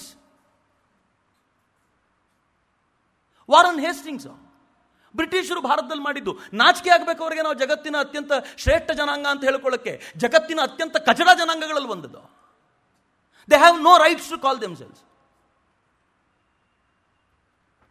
The next part, leading Sheridan's wife to swoon in horror in parliament, from where she had to be carried out in distress. ಇದನ್ನು ಕೇಳಿದಂತ ಅಲ್ಲಿನ ಒಬ್ಬ ಸಂಸದನ ಹೆಂಡತಿ ಕೇಳಲಿಕ್ಕಾಗದೆ ತಲೆ ತಿರುಗಿ ಬಿದ್ಬಿಟ್ಲಂತ. ಈ science ಎಲ್ಲ ನಡೀತಿರ್ಬೇಕಾದ್ರೆ more indictments followed in the mellifluous and stentorian voices of Sheridan and Charles James Fox, but in the end Hastings was acquitted, restoring the image of empire in the eyes of the British public and serving to justify its continuing rapacity for a century and half more. ಅವನನ್ನು ಯಾಕೆ ಬಿಡುಗಡೆ ಮಾಡಿದ್ರು ಅಂತಂದರೆ, ಅವನನ್ನೇನಾದರೂ ನಾವೀಗ ತಪ್ಪಿತಸ್ಥ ಅಂತ ಮಾಡಿಬಿಟ್ರೆ ಜಗತ್ತಿನ ಜನರಿಗೆ ನಾವು ತೋರಿಸ್ಕೊಟ್ಟಂತಾಗ್ಬಿಡುತ್ತೆ ಅಂತ ಆ ಕಾರಣಕ್ಕೋಸ್ಕರ ಅವನನ್ನು ಬಿಡುಗಡೆ ಮಾಡಲಾಯಿತು. ಅವನು ಈ ದೇಶದಲ್ಲಿ ಮಾಡಿದ ಅತ್ಯಾಚಾರದ ಒಂದು ತುಣುಕಷ್ಟೇ ಇದು. ಬರೀ 1757 ನಂತರದ 100 ವರ್ಷಗಳಲ್ಲಿ ಅವರು ಯಾವ ಪರಿ ಭಾರತದಲ್ಲಿ ಅನ್ಯಾಯ ಮಾಡಿಬಿಟ್ರು ಅಂದರೆ ಮಿತ್ರರೇ, ಆ 100 ವರ್ಷಗಳಲ್ಲಿ ಭಾರತ ಭಯಾನಕವಾದ ಸ್ಥಿತಿಗೆ ತಲುಪಿತು. ಪಿಟ್ ಅಂತ ಈ ದೇಶದಲ್ಲಿ ಮಡ್ರಾಸ್ನಲ್ಲಿ ಒಬ್ಬ ಗವರ್ನರ್ ಇದ್ದ, ಥಾಮಸ್ ಪಿಟ್ ಅಂತ. ಸುಮ್ಮನೆ ಈ ಕಥೆಗಳು ಗೊತ್ತಿರಲಿ ಅಂತ, ನಾನು ಗೊತ್ತಿಲ್ಲದೆ ಹೋಗ್ಬಿಟ್ರೆ ಮರ್ತೇ ಹೋಗ್ಬಿಡ್ತೀವಿ, ಇತಿಹಾಸದಿಂದ ಇವೆಲ್ಲ ದೂರ ಆಗ್ಬಿಡುತ್ತೆ. ನಮ್ಮ ಟೆಕ್ಸ್ಟ್ ಬುಕ್ಕಲ್ಲಿ ಯಾರೂ ಹಾಕಲ್ಲ ಇದನ್ನು. ಥಾಮಸ್ ಪಿಟ್ ಬಗ್ಗೆ ನಾವೆಲ್ಲ ಓದ್ತೀವಿ, ಅವ್ನು ಮಾಡಿದ ಅಯೋಗ್ಯ ಕೆಲಸ ಯಾರೂ ಹೇಳಲ್ಲ. ಥಾಮಸ್ ಪಿಟ್ ಈ ದೇಶದಲ್ಲಿದ್ದ, ಒಂದಷ್ಟು ನಿಯಮಗಳನ್ನು ರೂಲ್ಗಳನ್ನು ತಂದಿದ್ದ. ಒಂದಿನ ಇದ್ದಕ್ಕಿದ್ದಂತೆ ರಿಸೈನ್ ಮಾಡಿ ಹೋಗ್ಬಿಟ್ಟ ಅವನು ಈ ದೇಶದಿಂದ. ಯಾಕೆ ಹೋಗ್ಬಿಟ್ಟ ಅಂತಂದರೆ, ಅವನಿಗೊಂದು ವಜ್ರ ಸಿಕ್ಕಿತ್ತಂತೆ. ಯಾವುದೋ ದೇವರ ಕಣ್ಣಲ್ಲಿದ್ದಂಥ ಒಂದು ವಜ್ರವನ್ನು ಯಾರೋ ಕದ್ದು ಅವನು ತೊಗೊಂಡು ಬಂದಿದ್ದ. ಆ ವಜ್ರವನ್ನು ಪ್ರಾಬಬ್ಲಿ 2400 ಪೌಂಡ್ಸ್ ಕೊಟ್ಟು ತೆಗೆದುಕೊಂಡ ಅವನು. ಅವನಿಗೆ ಗೊತ್ತಿತ್ತು ಇದು ಮಿಲಿಯನ್ಸ್ ರೂಪೀಸ್ ಬೆಲೆ ಬಾಳುತ್ತೆ ಅಂತ ಹೇಳಿ, ಅದು ಸಿಕ್ಕಿದ ಮೇಲೆ ಇನ್ನು ನಾನು ಇಲ್ಲಿರಬೇಕಾಗಿಲ್ಲ ಅಂತ ಅದನ್ನು ಸ್ಮಗಲ್ ಮಾಡ್ಕೊಂಡು ತನ್ನ ದೇಶಕ್ಕೆ ಹೋದ. ತನ್ನ ದೇಶಕ್ಕೆ ಹೋದ ನಂತರ ಅವನ ಹತ್ರ ಆ ವೇಳೆಗಾಗಲೇ ಎಷ್ಟು ದುಡ್ಡು ಇಲ್ಲಿನ ಲೂಟಿ ಮಾಡಿದ್ದು ಸಂಗ್ರಹವಾಗಿತ್ತು ಅಂತಂದರೆ, ಆ ಲೂಟೆಡ್ ಮನಿಯನ್ನು ತೆಗೆದುಕೊಂಡು ಅಲ್ಲಿ ಮೆಂಬರ್ ಆಫ್ ಪಾರ್ಲಿಮೆಂಟ್ ಆದ ಅಂತ. ದುಡ್ಡಿದ್ದವ್ರು ಇಲ್ಲೇ ಮೆಂಬರ್ ಆಫ್ ಪಾರ್ಲಿಮೆಂಟ್ ಆಗೋದಲ್ಲ, ಬ್ರಿಟಿಷರೇ ಶುರು ಮಾಡಿಕೊಟ್ಟ ಪ್ರಥೆ, ಇವರೆಲ್ಲ ಅದನ್ನೇ ಫಾಲೋ ಮಾಡ್ತಾ ಇರೋದು. ದುಡ್ಡನ್ನು ತೆಗೆದುಕೊಂಡು ಕೊಂಡುಕೊಂಡ. ಅವನು ಕಟ್ಟಿದ ಬಂಗಲೆಗಳು ಹಾಗಿದ್ದು, ಅವನಿಡೀ ಫ್ಯಾಮಿಲಿಯ ಒಟ್ಟಾರೆ ಸ್ಟೇಟಸ್ ಚೇಂಜ್ ಆಗೋಯ್ತಂತೆ ಈ ಒಂದು ವಜ್ರವನ್ನು ಕದ್ದ ನಂತರ ಅಂತ. ಅದಾದ್ಮೇಲೆ 15 ವರ್ಷಗಳ ನಂತರ ಈ ವಜ್ರವನ್ನು ತಾನು ಕೊಂಡುಕೊಂಡ 6-7 ಪಟ್ಟು ಹೆಚ್ಚು ರೇಟಿಗೆ ಅದನ್ನು ಮಾರಿದ ಅಂತ ಕೂಡ ಉಲ್ಲೇಖ ಬರುತ್ತೆ. ಅವನು ವಜ್ರದ ಕಥೆಗಳು ಅನೇಕ ದಶಕಗಳ ಕಾಲ ಯುರೋಪ್ನಲ್ಲಿ ಜನಜನಿತವಾಗಿದ್ದ ಕಥೆಯಾಗಿತ್ತು. ಈ ದೇಶದಿಂದ ಕೊಂಡುಕೊಂಡು ಹೋಗಿದ್ದ ಒಂದು ವಜ್ರದ ಪರಿಣಾಮ. ದಾದಾಬಾಯಿ ನವರೋಜಿ ಒಂದು ಪುಸ್ತಕವನ್ನು ಬರೆದ್ರು, ಡ್ರೈನ್ ಥಿಯರಿ ಅಂತ ಕರೀತಾರೆ ಅವರು. ಭಾರತದಿಂದ ಒಟ್ಟಾರೆ ಡ್ರೈನ್ ಆಗಿದ್ದ ಸಂಪತ್ತಿ ಏನು ಅಂತ ದಾದಾಬಾಯಿ ನವರೋಜಿ ಹೇಳ್ತಾರೆ. ಪ್ರತಿ ವರ್ಷ ಭಾರತದಿಂದ ಅವರು ತೆಗೆದುಕೊಂಡು ಹೋಗ್ತಾ ಇದ್ದ ಹಣ 1.3 crore ಪೌಂಡ್ಸ್ 1835ರಿಂದ 1872 ಪ್ರತಿ ವರ್ಷ ಇಷ್ಟು ತೆಗೆದುಕೊಂಡು ಹೋಗ್ತಾ ಇದ್ರು. ಅಷ್ಟೇ ಅಲ್ಲದೆ, ನೆಕ್ಸ್ಟ್ ಪಾಯಿಂಟ್ ನಂಗೆ ಭಾಳ ಆಶ್ಚರ್ಯ ಅನ್ನಿಸ್ತು, ಪ್ರತಿ ವರ್ಷ ಭಾರತದ ತೆರಿಗೆಯಲ್ಲಿ ಯಾರ್ಯಾರು ಭಾರತದಲ್ಲಿ ಆಳುವಾಗ ಅಧಿಕಾರಿಗಳಾಗಿ ಸೈನಿಕರಾಗಿ ಇದ್ದರೋ ಅವರಿಗೋಸ್ಕರ ಪ್ರತಿ ವರ್ಷ 30 ಮಿಲಿಯನ್ ಪೌಂಡ್ಸ್ ಪೆನ್ಷನ್ ಕೊಡ್ತಿದ್ವಂತ. ಹೆಂಗಿದೆ ನೋಡಿ, ಇವರು ಬಂದು ಇಲ್ಲಿ ರಾಕ್ಷಸಿ ವೃತ್ತಿಯನ್ನು ತೋರ್ಪಡಿಸ್ಲಿಕ್ಕೆ ನಾವು ಅವರಿಗೆ ಪೆನ್ಷನ್ ಕೊಟ್ಟು ಕಳಿಸ್ತಾ ಇದ್ವಿ. ಇನ್ನೊಂದು ಆಶ್ಚರ್ಯಕರ ಸಂಗತಿ ದಾದಾಬಾಯಿ ನವರೋಜಿ ಹೇಳ್ತಾರೆ, ಒಬ್ಬ ಸೆಕ್ರೆಟರಿ ಆಫ್ ಸ್ಟೇಟ್ ಭಾರತವನ್ನು ಯಾರು ಆಳ್ತಾ ಇದ್ನೋ 1901ರಲ್ಲಿ ಅವನ ಒಬ್ಬನ ಸ್ಯಾಲರಿ, ಸೆಕ್ರೆಟರಿ ಆಫ್ ಸ್ಟೇಟ್ನ ಒಬ್ಬನ ಸ್ಯಾಲರಿ 90,000 ಇತರೆ ಭಾರತೀಯರ ಸ್ಯಾಲರಿಗೆ ಸಮನಾಗಿತ್ತಂತೆ. ಎಷ್ಟು ಹ್ಯೂಜ್ ಅಮೌಂಟ್ ಲೂಟಿ ಮಾಡಿದ್ದಾರೆ ಪ್ರತಿಯೊಬ್ಬರು ಭಾರತದಿಂದ ಅಂತ. 19ನೇ ಶತಮಾನ ಕಳೆಯೋದ್ರ ವೇಳೆಗೆ ಭಾರತ ಎಲ್ಲಿವರೆಗೂ ಬಂತು ಅಂತಂದರೆ, ಬ್ರಿಟಿಷರ ಅತ್ಯಂತ ದೊಡ್ಡ ವಸ್ತು ಖರೀದಿ ಮಾಡುವಂಥ ರಾಷ್ಟ್ರವಾಗಿ ನಿರ್ಮಾಣಗೊಂಡಿದ್ವಿ. ನಾವು ಅವರಿಗೆ ಅತ್ಯಂತ ಹೆಚ್ಚು ರಾ ಮೆಟೀರಿಯಲ್ನ ಕೊಡುವಂಥ ವ್ಯಕ್ತಿಗಳಾಗಿ ನಿರ್ಮಾಣಗೊಂಡಿದ್ವಿ. ಕೊನೆಗೆ ಬ್ರಿಟಿಷ್ ಸಿವಿಲ್ ಸರ್ವೆಂಟ್ಸ್ಗಳಿಗೆ ಹೆಚ್ಚಿನ ಸೋರ್ಸನ್ನು ಪ್ರೊಡ್ಯೂಸ್ ಮಾಡಿ ಕೊಡುವಂಥವ್ರು ನಾವೇ ಆಗಿದ್ವಿ. ಇಷ್ಟಲ್ಲದೆ ದ ಮೇಜರ್ ಥಿಂಗ್ ಎಲ್ಲಿ ನಾವು ಹೇಳ್ತೀವೋ, ಈಗ ನಾನು ವಿಚಾರಕ್ಕೆ ಬರುವಂಥದ್ದು ಇದೆಯಲ್ಲ, ಅದು ಭಾರತ ಬ್ರಿಟಿಷರಿಗೆ ಸೈನಿಕರನ್ನು ಪೂರೈಕೆ ಮಾಡಿಕೊಡುವ ರಾಷ್ಟ್ರವೂ ಆಗಿ ಹೋಗಿತ್ತು. ಎಷ್ಟರ ಮಟ್ಟಿಗೆ ಅಂದರೆ, ಬ್ರಿಟಿಷರು ಯಾವ್ಯಾವ ಯುದ್ಧ ಮಾಡಿದ್ದಾರೋ ಆ ಎಲ್ಲ ಯುದ್ಧಗಳಲ್ಲೂ ಭಾರತೀಯ ಸೈನಿಕರ ವೀರಾವೇಶದ ಕಾದಾಟ ಇಲ್ಲದೆ ಹೋದರೆ ಯುದ್ಧ ಮುಗಿಯೋದೇ ಇಲ್ಲ.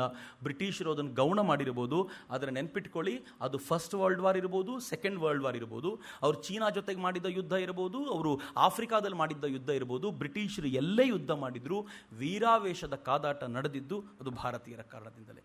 ಗಾಲಿಪೋಲಿ ಯುದ್ಧವನ್ನು ಇವತ್ತಿಗೂ ಕೂಡ ಜಗತ್ತು ಮಾತನಾಡಿ ಹೇಳಿಕೊಳ್ಳುತ್ತೆ, ಇದು ಭಾರತೀಯರ ಹೋರಾಟದ ವೀರಾವೇಶದ ಪರಿಣಾಮ ಅಂತ. ಭಾರತೀಯರು ಎಷ್ಟು ಸೋಲ್ಜರ್ಸ್ಗಳನ್ನು ಅವರಿಗೆ ಕೊಟ್ಟರು ಅಂತಂದರೆ, ಫಸ್ಟ್ ವರ್ಲ್ಡ್ ವಾರ್ ಸಂದರ್ಭದಲ್ಲಿ ನಾವು ಹೆಚ್ಚು ಕಡಿಮೆ 12ರಿಂದ 14 ಲಕ್ಷ ಸೈನಿಕರನ್ನು ಭಾರತದಿಂದ ಫಸ್ಟ್ ವರ್ಲ್ಡ್ ವಾರ್ಗೆ ಅಂತ ಕೊಟ್ಟಿದ್ದೀವಿ. 12ರಿಂದ 14 ಲಕ್ಷ. ಇವತ್ತು ಒಟ್ಟು ಭಾರತದಲ್ಲಿರುವಂಥ ಸೈನಿಕರ ಸಂಖ್ಯೆ ಅಷ್ಟು. ನಾವು ಫಸ್ಟ್ ವರ್ಲ್ಡ್ ವಾರ್ನಲ್ಲಿ ಅಷ್ಟು ಜನರನ್ನು ಅವ್ರಿಗೆ ಕೊಟ್ಟಿದ್ದೀವಿ. ಅದರಲ್ಲಿ 1,00,000ಕ್ಕೂ ಹೆಚ್ಚು ಸೈನಿಕರು ತೀರಿಕೊಂಡ್ರು. ಅದರಲ್ಲಿ ಅನೇಕ ಸಾವಿರ ಸಂಖ್ಯೆಯ ಸೈನಿಕರು ನಾಪತ್ತೆ ಆದರೂ ಅವ್ರ ಬಗ್ಗೆ ಇವರು ಯಾವತ್ತೂ ತಲೆ ಕೆಡಿಸ್ಕೊಳ್ಳಿಲ್ಲ. ಥರ್ಡ್ ರೇಟೆಡ್ ಸಿಟಿಸನ್ಗಳ ಥರ ಅವರನ್ನು ನೋಡ್ಕೊಳ್ಳಾಯಿತು, ಅತ್ಯಂತ ಕೆಟ್ಟದಾಗಿ ನಡೆಸ್ಕೊಳ್ಳಾಯಿತು.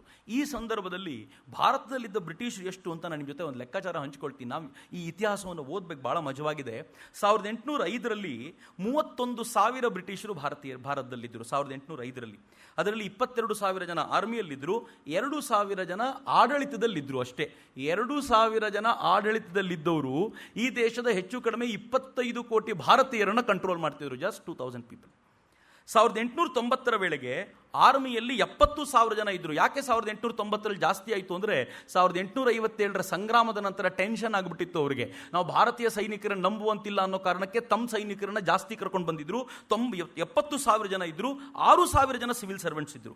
1911ರಲ್ಲಿ 1.25 ಲಕ್ಷದಷ್ಟು ಅಥವಾ 1,60,000 ಜನರಷ್ಟು ಒಟ್ಟಾರೆ ಬ್ರಿಟಿಷರು ಭಾರತದಲ್ಲಿದ್ದರೆ 66,000 ಜನ ಸೈನ್ಯದಲ್ಲಿದ್ದರು, 4,000 ಜನ ಆಡಳಿತ ವರ್ಗದಲ್ಲಿದ್ದರು. 1931ರ ವೇಳೆಗೂ ಹೆಚ್ಚು ಕಡಿಮೆ ಅಷ್ಟೇ ಸಂಖ್ಯೆ ಮೇಂಟೈನ್ ಆಗಿತ್ತು. 4,000 ಜನ ಸಿವಿಲ್ ಸರ್ವೆಂಟ್ಸ್ ಅಥವಾ ಅಧಿಕಾರಿಗಳು 30 ಕೋಟಿ ಭಾರತೀಯರನ್ನ ಕಂಟ್ರೋಲ್ ಮಾಡ್ತಿದ್ರು. ನನಗೆ ಇದನ್ನು ಹೇಗೆ ಜೀರ್ಣಿಸ್ಕೊಳ್ಬೇಕು ಅನ್ನೋದೇ ಭಾಳ ವಿಚಿತ್ರ ಅನಿಸೋದು. ಈ ಅಧಿಕಾರಿಗಳು ಹೇಗಿದ್ದರು ಅಂತಂದರೆ 1833ರಲ್ಲಿ ICS ಆಫೀಸರ್ಗಳನ್ನು ತಯಾರು ಮಾಡಿದರು. ಪ್ರಶ್ನೆ ಕೇಳೋದು, ಏನು ಕ್ವಿಜ್ ಮಾಡೋದು ಅಥವಾ ಈ ಥರದ ಒಂದಷ್ಟು ಎಕ್ಸಾಮ್ಸ್ಗಳನ್ನು ಮಾಡಿ ಅವರನ್ನು ಆಯ್ಕೆ ಮಾಡೋದು. ಆಯ್ಕೆ ಮಾಡೋರು ಯಾರು ಗೊತ್ತಾ? ಈ ದೇಶದ ಬಗ್ಗೆ ಗೊತ್ತೇ ಇಲ್ಲದ, ಈ ದೇಶದ ಕಲ್ಚರ್ನ ಪರಿಚಯವಿಲ್ಲದ, ಈ ದೇಶದ ಭಾಷೆ ಗೊತ್ತಿಲ್ಲದ, ಈ ದೇಶದ ಜನ ಗೊತ್ತಿಲ್ಲದ 24-25 ವರ್ಷದ ತರುಣರು ಇಲ್ಲಿ ICS ಪರೀಕ್ಷೆ ಪಾಸ್ ಮಾಡಿಕೊಂಡು ಈ ದೇಶವನ್ನು ಕಂಟ್ರೋಲ್ ಮಾಡಲಿಕ್ಕೆ ಬಂದು ಕೂತ್ಕೊಳ್ತಿದ್ರು. The whole district use to control ಮಾಡಬೇಕಾದ್ರೆ ಏನು, ಅವನ ಕೈಲಿ ಎಲ್ಲ ಇತ್ತು. ರೆವಿನ್ಯೂ ಕಲೆಕ್ಟರ್ ಅವನೇ ಪೊಲೀಸರಿಗೆ ಆರ್ಡರ್ ಕೊಡಬೇಕಾಗಿರೋನು. ಗಂಡ ಹೆಂಡರ ನಡುವೆ ಜಗಳ ಆದರೆ ಅವನ ಹತ್ರನೇ ಬರಬೇಕು, ಅವನೇ ಕೋರ್ಟ್ ಸಾಲ್ವ್ ಮಾಡಬೇಕು. ಕೋರ್ಟ್ಗೆ ಯಾರಾದರೂ ಡೈರೆಕ್ಟರ್ ಬೇಕು ಅಂದರೆ ಅವನೇ ಡೈರೆಕ್ಟ್ರು. ಒಟ್ಟಾರೆ ಇಡೀ ಡಿಸ್ಟ್ರಿಕ್ಟನ್ನು ನೋಡ್ಕೊಳ್ಬೇಕಾದ ಹೊಣೆಗಾರಿಕೆ ಅವನಿಗಿತ್ತು. ಅವನಿಗೆ ಈ ದೇಶ ಜನರ ಭಾಷೆ ಬರ್ತಿರಲಿಲ್ಲ, ಅವನಿಗೆ ಈ ದೇಶದ ಬಗ್ಗೆ ನಯಾ ಪೈಸೆ ಗೊತ್ತಿರಲಿಲ್ಲ, ಅವನು ಕಂಟ್ರೋಲ್ ಮಾಡಬೇಕಿತ್ತು.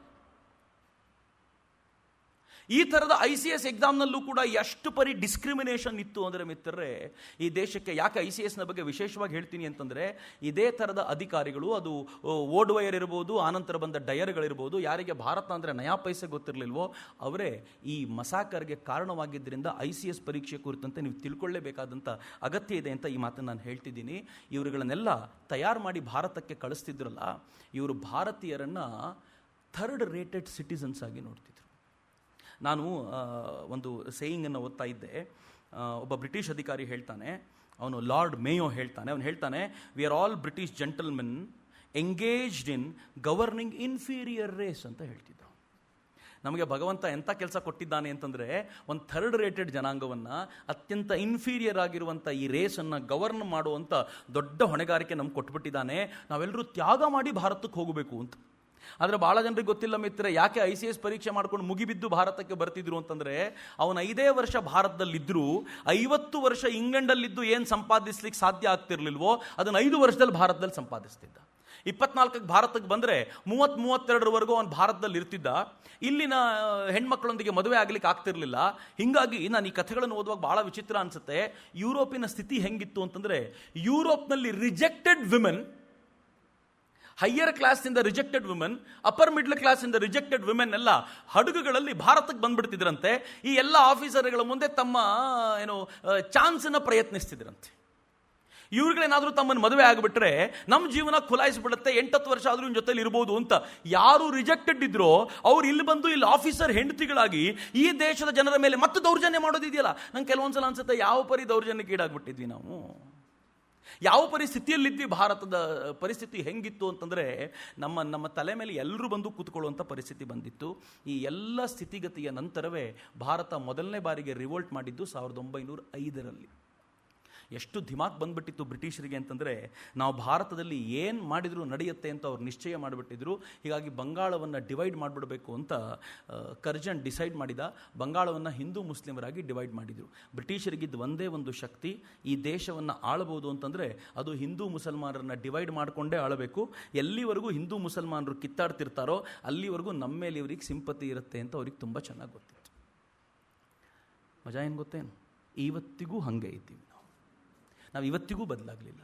ಇವತ್ತಿಗೂ ಆಳುವವರು ಹೆಂಗಿದ್ದಾರೆ ಅಂತಂದರೆ, ಹಿಂದೂ ಮುಸಲ್ಮಾನರ ನಡುವೆ ಕಿತ್ತಾಟ ಹಚ್ಕೊಂಡೇ ಬದುಕಬೇಕು ಅಂತ. ನಾನು ನಿನ್ನೆ ಕೇರಳದಲ್ಲಿ, ತಮಿಳ್ನಾಡಿನಲ್ಲಿ DMK ಹೊರಗೆ ತಂದಿರುವಂಥ ಅವ್ರ ಮ್ಯಾನಿಫೆಸ್ಟೋ ಓದ್ತಾ ಇದ್ದೆ. DMK ಮ್ಯಾನಿಫೆಸ್ಟೋನ 112ನೇ ಪೇಜ್ನಲ್ಲಿ ಏನು ಬರೆದಿದ್ದಾರೆ ಅಂತಂದರೆ, ಯಾರಾದರೂ ಹಿಂದೂ ದೇವಸ್ಥಾನಗಳ ಜಾಗವನ್ನು ಎನ್ಕ್ರೋಚ್ ಮಾಡಿ ಅವ್ರ ಮನೆ ಅಂಗಡಿಗಳನ್ನು ಕಟ್ಕೊಂಡಿದ್ರೆ, ನಾವು ಅಧಿಕಾರಕ್ಕೆ ಬಂದ ತಕ್ಷಣ ಅದನ್ನೆಲ್ಲ ಲೀಗಲೈಸ್ ಮಾಡಿ ಅವರವರಿಗೆ ಮಾಡಿಕೊಡಲಾಗುತ್ತೆ. Agri, fine. ಯಾರೋ ಮಾಡ್ಕೊಂಡ್ಬಿಟ್ಟಿದ್ದಾರೆ, 10-15 ವರ್ಷ ಅಲ್ಲೇ ಇದ್ದಾರೆ, ಅಗ್ರಿ. ಆದರೆ ಅದರ ನಂತರ ಏನಿದೆ ಗೊತ್ತಾ? ವಕ್ಫ್ ಆಸ್ತಿಯಲ್ಲಿ ಯಾರಾದರೂ ಎನ್ಕ್ರೋಚ್ ಮಾಡಿಕೊಂಡು ಅವರ ಮನೆ ಮತ್ತು ಅಂಗಡಿಗಳನ್ನು ಕಟ್ಕೊಂಡಿದ್ರೆ ಅವರನ್ನೆಲ್ಲ ಓಡಿಸಿ ಆ ಜಾಗವನ್ನು ವಕ್ಫ್ಗೆ ಬಿಟ್ಟುಕೊಡಲಾಗುತ್ತೆ. ಯಾಕಿದು? ಯಾಕೆ ಹಿಂದೂಗಳಿಗೆ ಮಾತ್ರ ಹಿಂಗೆ? ದೇವಸ್ಥಾನದ ಆಸ್ತಿಯನ್ನು ಮಾತ್ರ ಸಾರ್ವಜನಿಕ ಅಂತ ಗಣಿಸಬೇಕು, ವಕ್ಫ್ನ ಆಸ್ತಿಯನ್ನು ಬಿಡಿಸ್ಕೊಡ್ಬೇಕು. ಯಾಕೆ ಅಂತಂದ್ರೆ ಮುಸಲ್ಮಾನರನ್ನ ಫಸ್ಟ್ ಗ್ರೇಡ್ ಸಿಟಿಸನ್ ಅಂತ ಭಾವಿಸಿಕೊಳ್ಬೇಕು ಅಂತ ಅವ್ರ ಮನಸ್ಸಿನಲ್ಲಿ ನಯಾ ಪೈಸೆ ಇರಲ್ಲ. ಆದರೆ ಅವರಿಗೆ ಈ ತರದ ಆಮಿಷಗಳನ್ನು ಒಡ್ಡೋ ಮೂಲಕ ಅವರ ಮತ್ತು ಬಹುಸಂಖ್ಯಾತರ ನಡುವೆ ಕಿತ್ತಾಟವನ್ನು ಹಚ್ಚಿಟ್ರೆ ತಾವು ನೆಮ್ಮದಿಯ ಬದುಕನ್ನು ನಡೆಸಬಹುದು ಅಂತ.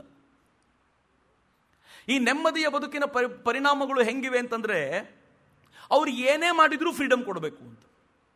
ಈ 1905ನಲ್ಲಿ ಒಂದು ಘಟನೆ ನಡೆಯುತ್ತೆ. ಬಂಗಾಳವನ್ನು ಡಿವೈಡ್ ಮಾಡಿದಾಗ, ಹಿಂದೂ ಮತ್ತು ಮುಸಲ್ಮಾನರು ಅಂತ ಡಿವೈಡ್ ಮಾಡಿದಾಗ, ಹಾಗೆ ಡಿವೈಡ್ ಮಾಡಿ 2 ಪ್ರತ್ಯೇಕವಾದ ಭಾಗಗಳನ್ನು ಕೊಟ್ಟಾಗ ಕರ್ಜನ್ ತುಂಬ ಸ್ಪಷ್ಟವಾಗಿ ಹೇಳ್ತಾನೆ. ಢಾಕಾದ ನವಾಬ ಸಲೀಮುಲ್ಲಾನಿಗೆ ಹೇಳ್ತಾನೆ, ನೀನು ನಿಮ್ಮ ಹುಡುಗರನ್ನ ಕಳಿಸ್ಕೊಡು, ಹಿಂದೂ ಹೆಣ್ಮಕ್ಳ ಮೇಲೆ ಅತ್ಯಾಚಾರ ಮಾಡಿಸು, ಅತ್ಯಾಚಾರದ ವಿಚಾರ ಕಂಪ್ಲೇಂಟ್ ಆಗಿ ಬಂದರೆ ನಿಮ್ಮ ಕಂಪ್ಲೇಂಟ್ ತೆಗೆದುಕೊಳ್ಳಲ್ಲ ಅನ್ನೋದನ್ನು ನಾನು ಭರವಸೆ ಕೊಡ್ತೀನಿ. ಅಕಸ್ಮಾತ್ ಕಂಪ್ಲೇಂಟ್ ತೊಗೊಂಡ್ರು ₹2 ₹3 ಅಟ್ಟು ಪುಟ್ಟ ಫೈನ್ ಹಾಕೊಂಡ್ಬಿಟ್ಟು ನಿಮ್ಮನ್ನು ಬಿಟ್ಬಿಡ್ತೀನಿ, ನಿಮ್ಗೇನು ಮಾಡಲ್ಲ, ನೀವು ಈ ಕೆಲಸ ಮಾಡಿ ಅಂತ ಹಿಂದೆ ಹೇಳಿಕೊಟ್ಟಿರೋದು ಇವನು. ಆದರೆ ಮುಂದೆ ಆ ಮುಸಲ್ಮಾನರು ಮಾಡಿದಾಗ ಜನರ ಗಲಾಟೆ ಶುರುವಾಗೋದು ಹಿಂದೂ ಮುಸಲ್ಮಾನರ ನಡುವೆ. ಹಿಂದೂ ಮುಸಲ್ಮಾನರ ಜಗಳ ಶುರುವಾದಾಗ ಮತ್ತೆ ಮೆರೆಯೋದು ಅವರು. ನಿನ್ನೆ ಒಂದು ಕೇಸ್ ನಿಕಾಲಿ ಆಗಿದೆ, ಸಮझौता ಎಕ್ಸ್‌ಪ್ರೆಸ್ದು.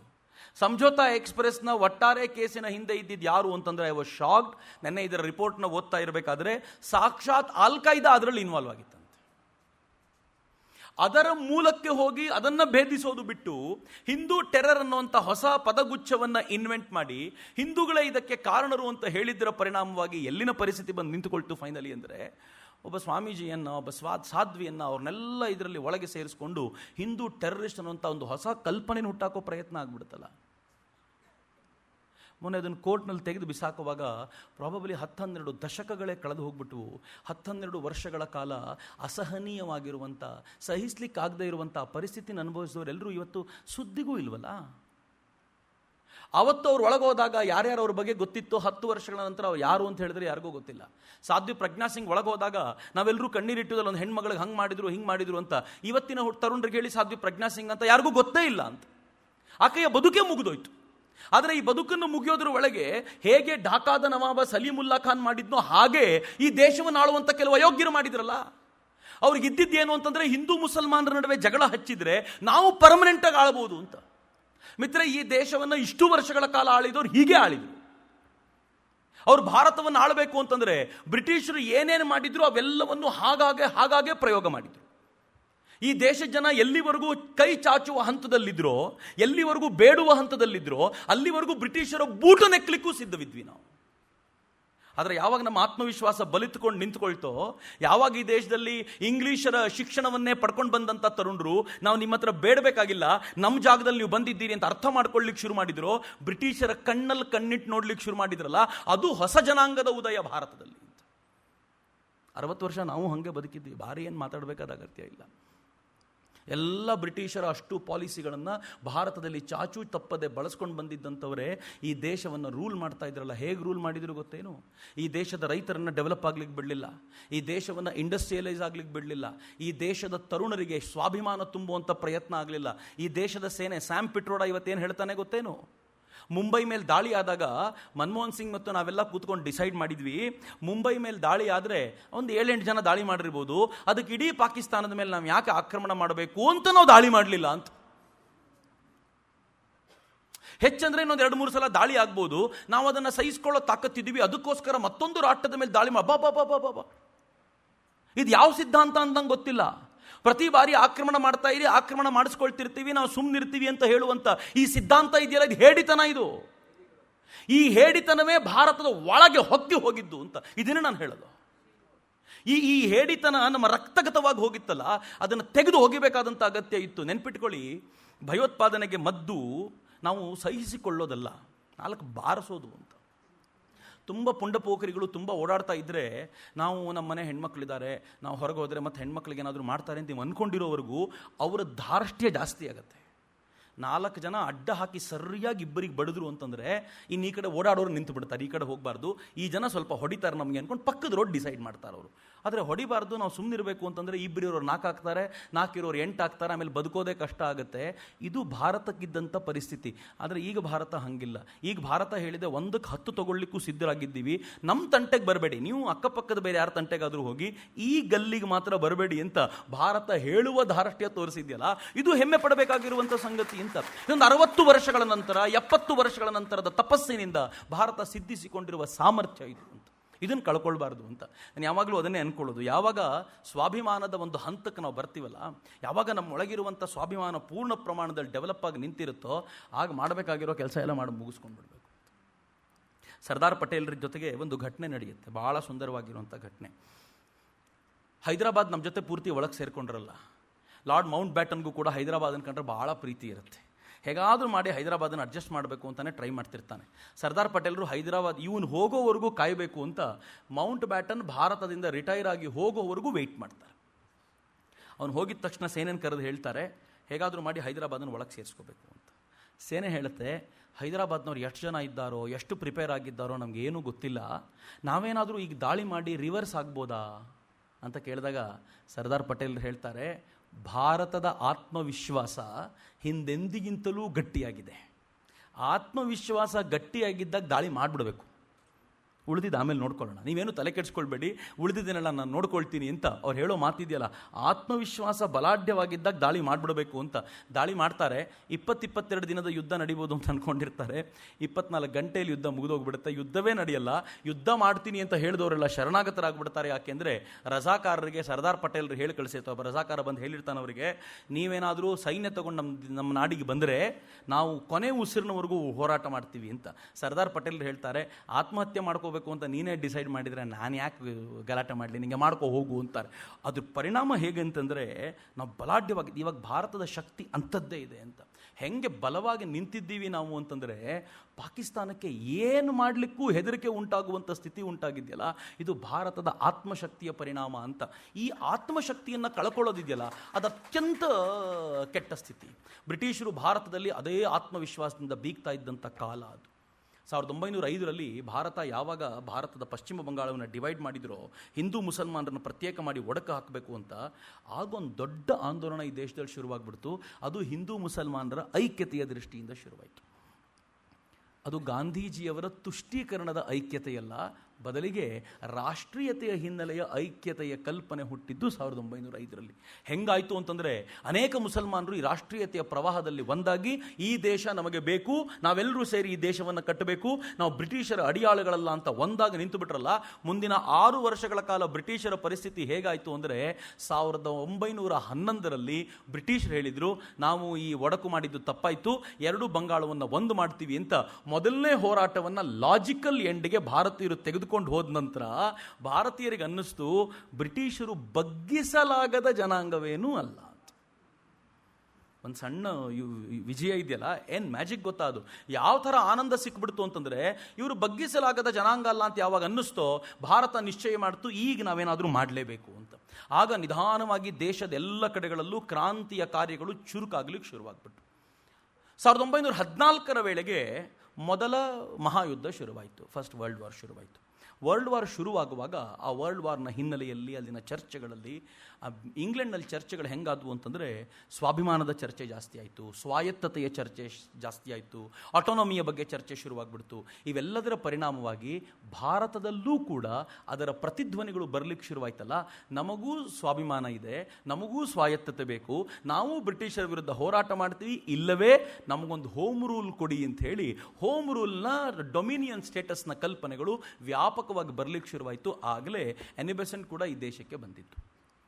ಪ್ರಥಮ ಮಹಾಯುದ್ಧ ಶುರುವಾಗಿದ್ದ ತಕ್ಷಣ ಅನಿವಾರ್ಯಕ್ಕೆ ಒಳಗಾದಂಥ ಈ ಬ್ರಿಟಿಷರು ಏನು ಹೇಳಿದರು ಅಂತಂದರೆ, ನಾವು ನಿಮಗೆ ಹೋಮ್ ರೂಲ್ ಕೊಡ್ತೀವಿ, ಒಂದ್ಸಲ ಯುದ್ಧ ಮುಗಿಲಿ, ಯುದ್ಧ ಮುಗಿದ ತಕ್ಷಣ ನಿಮ್ಗೆ ಏನು ಬೇಕೋ ಅಷ್ಟು ವ್ಯವಸ್ಥೆ ಮಾಡಿಕೊಡ್ತೀವಿ, ನೀವು ಕೂಡ ಚೆನ್ನಾಗಿ ಬದುಕಬೇಕು ಅಂತ ನಮ್ಮ ಆಸೆ ಇದೆ, ನಾವು ನಿಮ್ಮ ರಿಲಿಜನ್, ಕಾಸ್ಟ್, ನಿಮ್ಮ ಯಾವುದರಲ್ಲೂ ಕೂಡ ಇಂಟರ್ಫಿಯರ್ ಮಾಡಲ್ಲ, ನಿಮ್ಮ ರಾಷ್ಟ್ರವನ್ನು ನೀವೇ ರೂಲ್ ಮಾಡಿ, ನಾವು ನಿಮ್ಗೆ ಬೇಕಾಗಿರೋ ಗೈಡೆನ್ಸ್ ಕೊಡ್ತೀವಿ, ಹಾಗೆ ಇಟ್ಕೊಳ್ತೀವಿ, ಹೇಗೆ ಇವರು ಕಾಮನ್ವೆಲ್ತ್ ರಾಷ್ಟ್ರಗಳಿದ್ವೋ ಹಾಗೆ ನೀವು ಒಂದಾಗಿರ್ತೀರ ಅಂತ ಭಾರತಕ್ಕೆ ಬಣ್ಣ ಬಣ್ಣದ ಕನಸುಗಳನ್ನು ಕಟ್ಟಿಕೊಡ್ತೀವಿ. ಆದರೆ ಕಂಡೀಷನ್ ಏನು? ಈ ಯುದ್ಧ ಗೆಲ್ಲಕ್ಕೆ ನಿಮ್ಮ ಸಪೋರ್ಟ್ ನಮಗೆ ಬೇಕು ಅಂತ. ಎನ್ಎಸ್ ಹೇಳಿದ್ರು, ಫೈನ್, ವೆರಿ ಗುಡ್, ನಮ್ಮ ಸಪೋರ್ಟ್ ನಿಮಗೆ ಕೊಡ್ತೀವಿ ಅಂತ. ಅವರ ಎಲ್ಲ ಶಾಸನ ಸಭೆಗಳಲ್ಲೂ ಭಾರತೀಯರು ಸಾಕಷ್ಟು ಜನ ಇದ್ದಿದ್ದರಿಂದ ಅವರೆಲ್ಲರೂ ಇದಕ್ಕೆ ಬೇಕಾಗಿರುವಂಥ ಪೂರಕವಾದ ವಾತಾವರಣವನ್ನು ನಿರ್ಮಾಣ ಮಾಡಿಕೊಟ್ರು. ಅದೇ ಸಮಯಕ್ಕೆ ಗಾಂಧೀಜಿ ಕೂಡ ಭಾರತದಲ್ಲಿ ಬಂದಿದ್ದರಿಂದ ಫಸ್ಟ್ ವರ್ಲ್ಡ್ ವಾರಲ್ಲಿ ನಾವು ಬ್ರಿಟಿಷರಿಗೆ ತೊಂದರೆ ಕೊಡಬಾರ್ದು, ಇಲ್ಲಿ ಏನು ಗಲಾಟೆ ಮಾಡಬಾರ್ದು ಅಂತ. ಹಂಗಂತ ಈ ದೇಶದಲ್ಲಿ ಗಲಾಟೆ ಮಾಡಬಾರ್ದು ಅಂತ ಎಲ್ಲರೂ ಇದ್ರು ಅಂತ ತಿಳ್ಕೊಳ್ಬೇಡಿ. ಈ ದೇಶದಲ್ಲಿ ಒಂದು ದೊಡ್ಡ ಚಳುವಳಿಗೆ ಕಲ್ಪನೆಗೆ ನಾಂದಿ ಹಾಡಿದ್ದು ಕೂಡ ಅದೇ ಹೊತ್ತಿನಲ್ಲಿ, ಗದರ್ ಚಳುವಳಿಯ ಕಲ್ಪನೆಗಳು ಅದೇ ಹೊತ್ತಿನಲ್ಲಿ ಗರಿಗೆದರುಕೊಂಡಿದ್ದು. ಈ ದೇಶದಲ್ಲೂ ಕೂಡ ಕರ್ತಾರ್ ಸಿಂಗ್ ಸರಾಬಾ ತರದ ಕ್ರಾಂತಿಕಾರಿಗಳು ಈ 1914ರಲ್ಲಿ ಏನು ಅಲ್ಲಿ ಗಲಾಟೆ ನಡೀತಾ ಇದೆಯೋ ಅದರ ಲಾಭವನ್ನು ಭಾರತದಲ್ಲಿ ಪಡ್ಕೊಂಡು ಬ್ರಿಟಿಷರ್ನ ಓಡಿಸಬೇಕು ಅಂತ ಕ್ರಾಂತಿಕಾರ್ಯವು ಜೋರಾಗಿ ನಡೀತಿರುವಾಗ ಈ ದೇಶದಲ್ಲಿದ್ದಂಥ ಕಾಂಗ್ರೆಸ್ ಹೇಳ್ತು, ನಾವು ಬ್ರಿಟಿಷರಿಗೆ ತೊಂದರೆ ಕೊಡಬಾರ್ದು, ಎಲ್ಲರೂ ಜೊತೆಯಲ್ಲಿ ಹೋಗಬೇಕು ಅಂತ 1914-15 ಮೊದಲ ವರ್ಲ್ಡ್ ವಾರ್ನಲ್ಲಿ ಬ್ರಿಟಿಷರ ಜೊತೆಗೆ ನಾವು ಪೂರ್ತಿ ನಿಂತ್ವಿ. ಮಿತ್ರನ ಹತ್ರ ಒಂದಷ್ಟು ಲೆಕ್ಕಾಚಾರ ಇದೆ. ವರ್ಲ್ಡ್ ವಾರ್ನಲ್ಲಿ ಬ್ರಿಟಿಷರಿಗೆ, ಫಸ್ಟ್ ವರ್ಲ್ಡ್ ವಾರ್ನಲ್ಲಿ ನಾವು ಪೂರ್ತಿ ಸಪೋರ್ಟ್ ಮಾಡಲಿಕ್ಕೆ ಎಷ್ಟು ಜನ ಇದ್ವಿ ಅಂದರೆ 12,15,318 ಸೋಲ್ಜರ್ಸನ್ನು ಕೊಟ್ಟಿದ್ವಂತೆ. ಹೆಚ್ಚು ಕಡಿಮೆ 12.5-13 ಲಕ್ಷ. ಇದರಲ್ಲಿ 1,01,431 ಜನ ಸೈನಿಕರು ತೀರಿಕೊಂಡರಂತೆ. ಇವರೆಲ್ಲ ಯುದ್ಧಕ್ಕೆ ಅಂತ ಹೋದವರು. ಯುದ್ಧಕ್ಕೆ ಅಂತ ಹೋಗಬೇಕಾದ್ರೂ ಹೇಗೆ ಅಂತಂದರೆ, ಪಂಜಾಬ್ ಒಂದೇ, ಈಗ ನಾವು ಯಾವ ಘಟನೆಯ ಬಗ್ಗೆ ಮಾತಾಡ್ತಿದ್ದೀವೋ ಅದು ಪಂಜಾಬಲ್ಲೇ ನಡೆದಿದ್ದು. ರೀಸನ್ ಏನಿರ್ಬೋದು ಅಂತ ಅಂದಾಜು ಮಾಡ್ಕೊಳ್ಳಿ. ಪಂಜಾಬ್ ಒಂದೇ ಹೆಚ್ಚು ಕಡಿಮೆ ಇದರ ಅರ್ಧದಷ್ಟು ಜನರನ್ನು ಕೊಡಲಿಕ್ಕೆ ಸಿದ್ಧವಾಗಿತ್ತು. 1 ವರ್ಷದಲ್ಲಿ ಪಂಜಾಬ್ನಲ್ಲಿ ಓಡ್ವಯರ್, ಒಬ್ಬ ಅಲ್ಲಿನ ಜನರಲ್, ಒಬ್ಬ ಓಡ್ವಯರ್, ಅವನು ಹೇಳ್ತಾನೆ, 1 ವರ್ಷದಲ್ಲಿ 5 ಲಕ್ಷ ಜನರನ್ನ ನಾವು ರಿಕ್ರೂಟ್ ಮಾಡಬೇಕು, ಅದಕ್ಕೆ ಬೇಕಾಗಿರೋ ವ್ಯವಸ್ಥೆ ಮಾಡಬೇಕು ಅಂತ ಅವನು ನಿಶ್ಚಯ ಮಾಡ್ತಾನೆ. ನಿಶ್ಚಯ ಮಾಡಿ ಏನು ಹೇಳ್ತಾನೆ, ಇವತ್ತಿನ ಅನೇಕರು ಕೇಳ್ಕೊಳ್ಬೇಕಾಗಿರುವಂಥ ಮಾತು, ಅವನು ಹೇಳ್ತಾನೆ, ಪ್ರತಿ ಬಾರಿ ಸೈನಿಕರಾಗಬೇಕು ಅಂತ ಹೇಳ್ಕೊಂಡಾಗ ಒಂದಷ್ಟು ಜಾತಿಯವರು ಮಾತ್ರ ಬರ್ತಾರೆ. ಅದು ಕೆಲವೊಂದ್ಸಲ ಜಾಟ್ರ್ ಇರ್ಬೋದು, ರಜಪೂತ್ರ ಇರ್ಬೋದು, ಸಿಖ್ಖರ್ ಇರ್ಬೋದು. ಅವರು ಸೈನಿಕ ವಾರಿಯರ್ ರೇಸ್ ಅಂತಾನೆ ಹೆಸರು ಮಾಡ್ಕೊಂಡಿರಂಥವ್ರು, ಅವ್ರು ಮಾತ್ರ ಬರ್ತಾರೆ. ಅವನು ಹೇಳ್ತಾನೆ, ಸಂಖ್ಯೆ ಇವನಿಗೆ ಎಷ್ಟು ಬೇಕು ಅಂತಂದ್ರೆ ಅವ್ರು ಮಾತ್ರ ಸಾಕಾಗಲ್ಲ. ಅದಕ್ಕೋಸ್ಕರ ಹೇಳ್ತಾನೆ, ಯಾಕೆ ಪ್ರತಿ ಬಾರಿ ಒಬ್ಬರೇ ಬರಬೇಕು, ಅದಕ್ಕೆ ಈ ಬಾರಿ ಬೇರೆ ಜನಾಂಗದವರು ಬರಬೇಕು ಅಂತ ಬುಡಕಟ್ಟು ಜನಾಂಗದವರನ್ನು ಸೈನ್ಯಕ್ಕೆ ಸೇರಿಸಲಿಕ್ಕೆ ಎಳ್ಕೊಂಡು ಬಂದಿದ್ದೀನಿ ಅಂತ ಹೇಳ್ತಾನೆ. ನಾನು ಯಾಕೆ ಇದನ್ನು ಹೇಳ್ತಿದ್ದೀನಿ ಅಂತಂದರೆ, ಪುಲ್ವಾಮಾದಲ್ಲಿ ಸೈನಿಕರು ತೀರ್ಕೊಂಡಾಗ ಒಂದು ಅಯೋಗ್ಯ ಪತ್ರಿಕೆ ಕ್ಯಾರವಾನ್, ಆ ಪತ್ರಿಕೆ ಒಂದು ರಿಪೋರ್ಟ್ ಮಾಡ್ತು. ಆ ರಿಪೋರ್ಟಲ್ಲಿ ಏನು ಬರೀತು ಗೊತ್ತಾ, ಯಾವ್ಯಾವ ಸೈನಿಕ ತೀರ್ಕೊಂಡೋ ಅವನ ಜಾತಿ ಯಾವುದು ಅಂತ ಬರೀತು. ನೋಡಿ, ಇಡೀ ಜಾತಿಯಲ್ಲಿ ಬ್ರಾಹ್ಮಣರು ಯಾರೂ ಇಲ್ಲ, ಸೈನಿಕರೆಲ್ಲ ಈ ಜಾತಿಗೆ ಸೇರಿದವರು ಅಂತ ಬರೀತು. ಅಂದರೆ ಎಷ್ಟು ಇವರು ಈ ರಣಹದ್ದುಗಳು ಅಂತಂದರೆ, ಆಕಾಶದ ಎತ್ತರಕ್ಕೆ ಹಾರುವಾಗಲೂ ಕೂಡ ಕೆಳಗೆ ಬಿದ್ದಿರುವಂಥ ಮಾಂಸದ ತುಂಡಿನ ಮೇಲೇ ಗಮನ ಅಂತ. ಇದಕ್ಕಿಂತ ದೊಡ್ಡದನ್ನು ನೋಡ್ಲಿಕ್ಕೆ ಗೊತ್ತೇ ಇಲ್ಲ. ಸೈನಿಕರಲ್ಲಿ ಜಾತಿಯನ್ನು ಹುಡುಕಿ ಅಲ್ಲೊಂದು ಒಡೆದು ಹಾಕುವಂಥ ಪ್ರಯತ್ನ ಮಾಡ್ತಲ್ಲ. ಆದರೆ ಸ್ಪಷ್ಟವಾಗಿ ಗೊತ್ತಾಗುತ್ತೆ, ಓಡ್ವಯರ್ ಹೇಳ್ತಾನೆ, ಈ ದೇಶದ ಆ ಕೆಳವರ್ಗದ ಜನರನ್ನ ಸೈನ್ಯಕ್ಕೆ ಸೇರುವಂತೆ ಎಳ್ಕೊಂಡು ಬಂದಿದ್ದೇ ನಾನು. ಫಸ್ಟ್ ವರ್ಲ್ಡ್ ವಾರ್ ಟೈಮಲ್ಲಿ ನಮ್ಗೆ ದೊಡ್ಡ ಮಟ್ಟದ ಸೈನಿಕರು ಬೇಕಾಗಿತ್ತು ಅಂತ. ಈ ದೇಶದಲ್ಲಿ ವರ್ಣ ಪದ್ಧತಿಯ ಪ್ರಕಾರ ಒಬ್ಬೊಬ್ಬರದ್ದು ಒಂದೊಂದು ಕೆಲಸ ಅಂತಿತ್ತಲ್ಲ, ವಾರಿಯರ್ ರೇಸ್ ಹಾಗೆ ಗುರುತಿಸಿಕೊಂಡಂತ ಕೆಲವರಿದ್ರು. ಅವ್ರು ಅದಕ್ಕೋಸ್ಕರ ಬದುಕಿದ್ದವರು, ಅವ್ರು ಅದಕ್ಕೆ ಸೇರಿಕೊಂಡು ಭಾರತವನ್ನು ರಕ್ಷಣೆ ಮಾಡ್ತಿದ್ರು. ಆದರೆ ಈ ಹಂತದಲ್ಲಿ ದೊಡ್ಡ ಸಂಖ್ಯೆಯಲ್ಲಿ ಸೈನಿಕರು ಬೇಕಾಗಿದ್ದರಿಂದ ಎಲ್ಲರನ್ನೂ ರಿಕ್ರೂಟ್ ಮಾಡ್ಕೊಳ್ಳಿಕ್ಕೆ ಶುರು ಮಾಡಿದ್ರು ಅಂತ ಅವರೇ ಹೇಳ್ತಾರೆ. ಈ ಯುದ್ಧ ನಡೀತು. ಯುದ್ಧ ಮುಗಿಯುವಾಗ, ಯುದ್ಧ ನಡೆಯುವಾಗಲೂ ಕೂಡ ಭಾರತ ಎಷ್ಟರ ಮಟ್ಟಿಗೆ ಸಹಕಾರ ಮಾಡ್ತು ಅಂತಂದರೆ, 100 ಮಿಲಿಯನ್ ಪೌಂಡ್ಸನ್ನು ಭಾರತ ತನ್ನ ಬೊಕ್ಕಸದಿಂದ ರಾಣಿಗೆ ಅಂತ ಕೊಡ್ತು. ನೀವು ಇಟ್ಕೊಳ್ಳಿ, ಯುದ್ಧದ ಖರ್ಚಿಗೆ ಅಂತ 100 ಮಿಲಿಯನ್ ಪೌಂಡ್ಸ್. ಅದು ಬಿಟ್ಟು ಫುಡ್ಸ್ ರೂಪದಲ್ಲಿ, ಬಟ್ಟೆಗಳ ರೂಪದಲ್ಲಿ ನಾವೆಲ್ಲವನ್ನೂ ಕೊಟ್ವಿ. ಈ 100 ಮಿಲಿಯನ್ ಪೌಂಡ್ಸ್ ಎಲ್ಲಿಂದ ಬರುತ್ತೆ?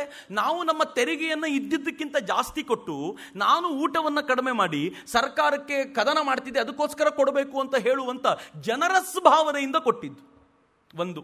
ಎರಡನೇದೇನು ಗೊತ್ತಾ, ಯುದ್ಧವನ್ನು ಗೆದ್ದ ಮೇಲೆ ನಮಗೊಂದು ಒಳ್ಳೆ ಆಡಳಿತ ಸಿಗುತ್ತೆ, ನಮ್ಮ ಜನ ನಮ್ಮನ್ನು ಆಳ್ತಾರೆ ಅನ್ನುವಂಥ ಕನಸುಗಳು ಭಾರತೀಯರಲ್ಲಿತ್ತು.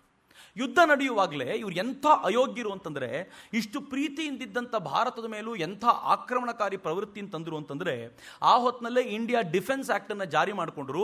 ಆ ಡಿಫೆನ್ಸ್ ಆ್ಯಕ್ಟ್ನ ಪ್ರಕಾರ ಭಾರತದಲ್ಲಿ ಯಾರ್ಯಾರು ಸ್ವಲ್ಪವಾದರೂ ಅನುಮಾನ ಬರುವಂತೆ ಸರ್ಕಾರ ವಿರೋಧಿ ರಾಜದ್ರೋಹಿ ಕೆಲಸಗಳನ್ನು ಮಾಡ್ತಾರೋ ವಿಚಾರಣೆಯೂ ಮಾಡದೆ ಅವ್ರನ್ನ ಒಳಗೆ ಹಾಕ್ಬಿಡ್ಬೋದು ನಿಯಮ ತಗೊಂಡು.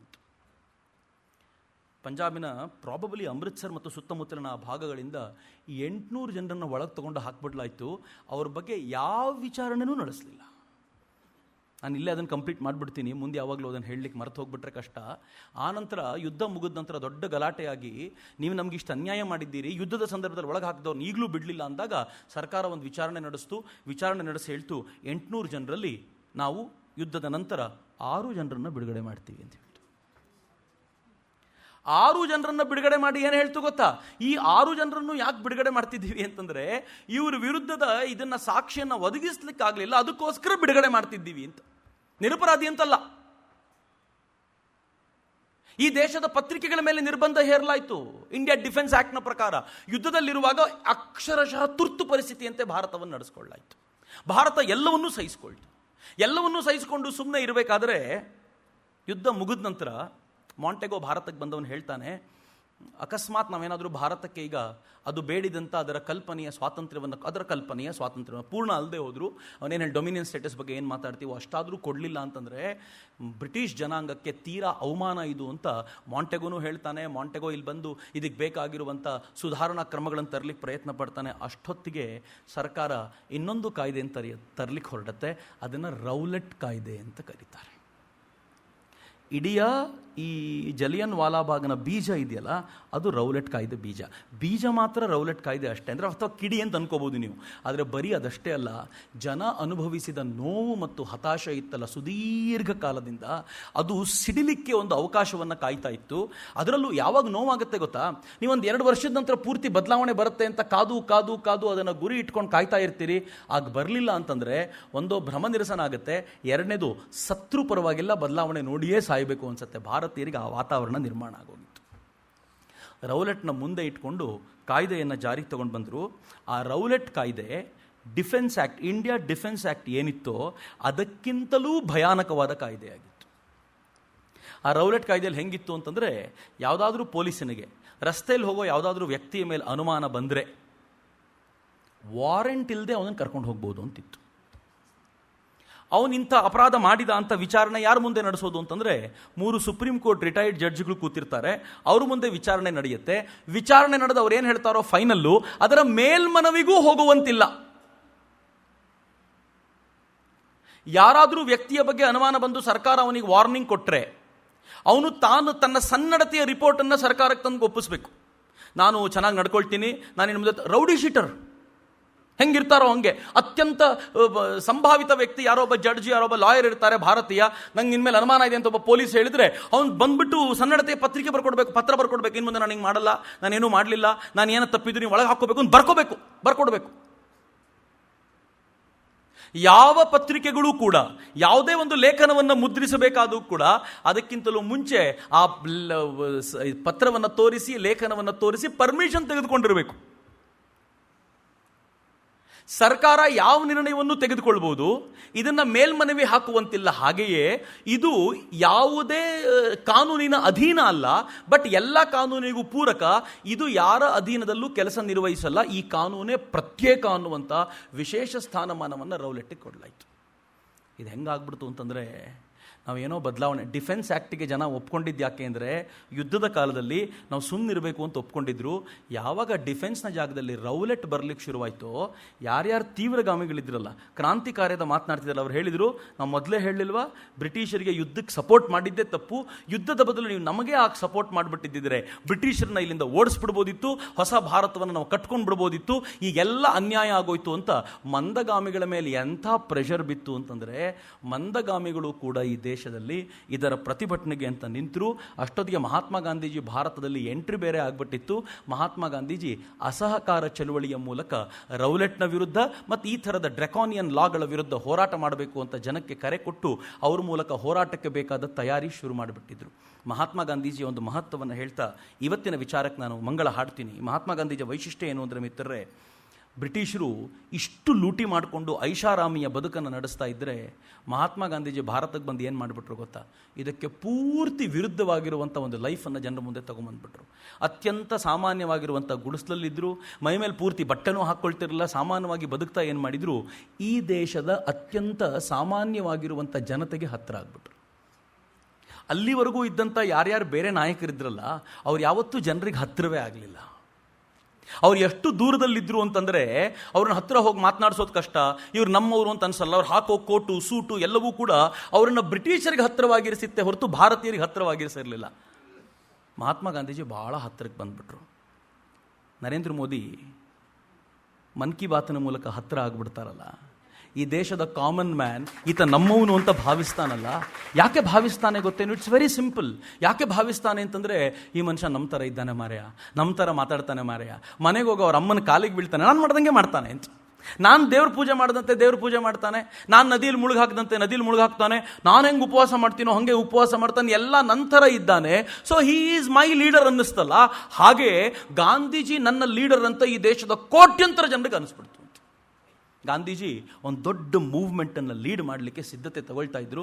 ಆ ಹೊತ್ತಿನಲ್ಲೇ ಇಡೀ ಪಂಜಾಬ್ನಲ್ಲಿ ಒಂದು ದೊಡ್ಡ ಆಂದೋಲನಕ್ಕೆ ತಯಾರಿ ನಡೀತಿತ್ತು. ಆ ದೊಡ್ಡ ಆಂದೋಲನದ ಅತ್ಯಂತ ಕೇಂದ್ರ ಬಿಂದುವಾಗಿ ಜಲಿಯನ್ ವಾಲಾಬಾಗ್ ನಡೀತು. ಹೃದಯ ವಿದ್ರಾವಕವಾಗಿರುವಂಥ ಘಟನೆಗಳು ನಾಳೆ ನಿಮ್ಮ ಜೊತೆ ಹಂಚ್ಕೊಳ್ತೀನಿ. ನಾನು ಇದುವರೆಗೂ ಏನು ಘಟನೆ ಹೇಳಿದ್ದೀನೋ ಆ ಘಟನೆಗಳು ಯಾವುದು ಘಟನೆಗಳೇ ಅಲ್ಲ ಅನ್ನೋ ಥರದ ಘಟನೆಗಳನ್ನು ನೀವು ಕೇಳ್ತೀರಾ. ಅಷ್ಟೂ ಕೂಡ ಪಂಜಾಬಿನ ಅಮೃತ್ಸರದಲ್ಲಿ, ಪಂಜಾಬಿನ ಪಕ್ಕದಲ್ಲಿದ್ದ ಲಾಹೋರ್ನಲ್ಲಿ ಈ ಭಾಗಗಳೆಲ್ಲ ನಡೆದು ಈ ಭಾರತದ ಇತಿಹಾಸದಲ್ಲಿ ಮರೆಯಲಾಗದ, ಅಳಿಸಲಾಗದ ಘಟನೆಯಾಗಿ ಉಳ್ಕೊಂಡು ಬಿಟ್ಟಿದೆ.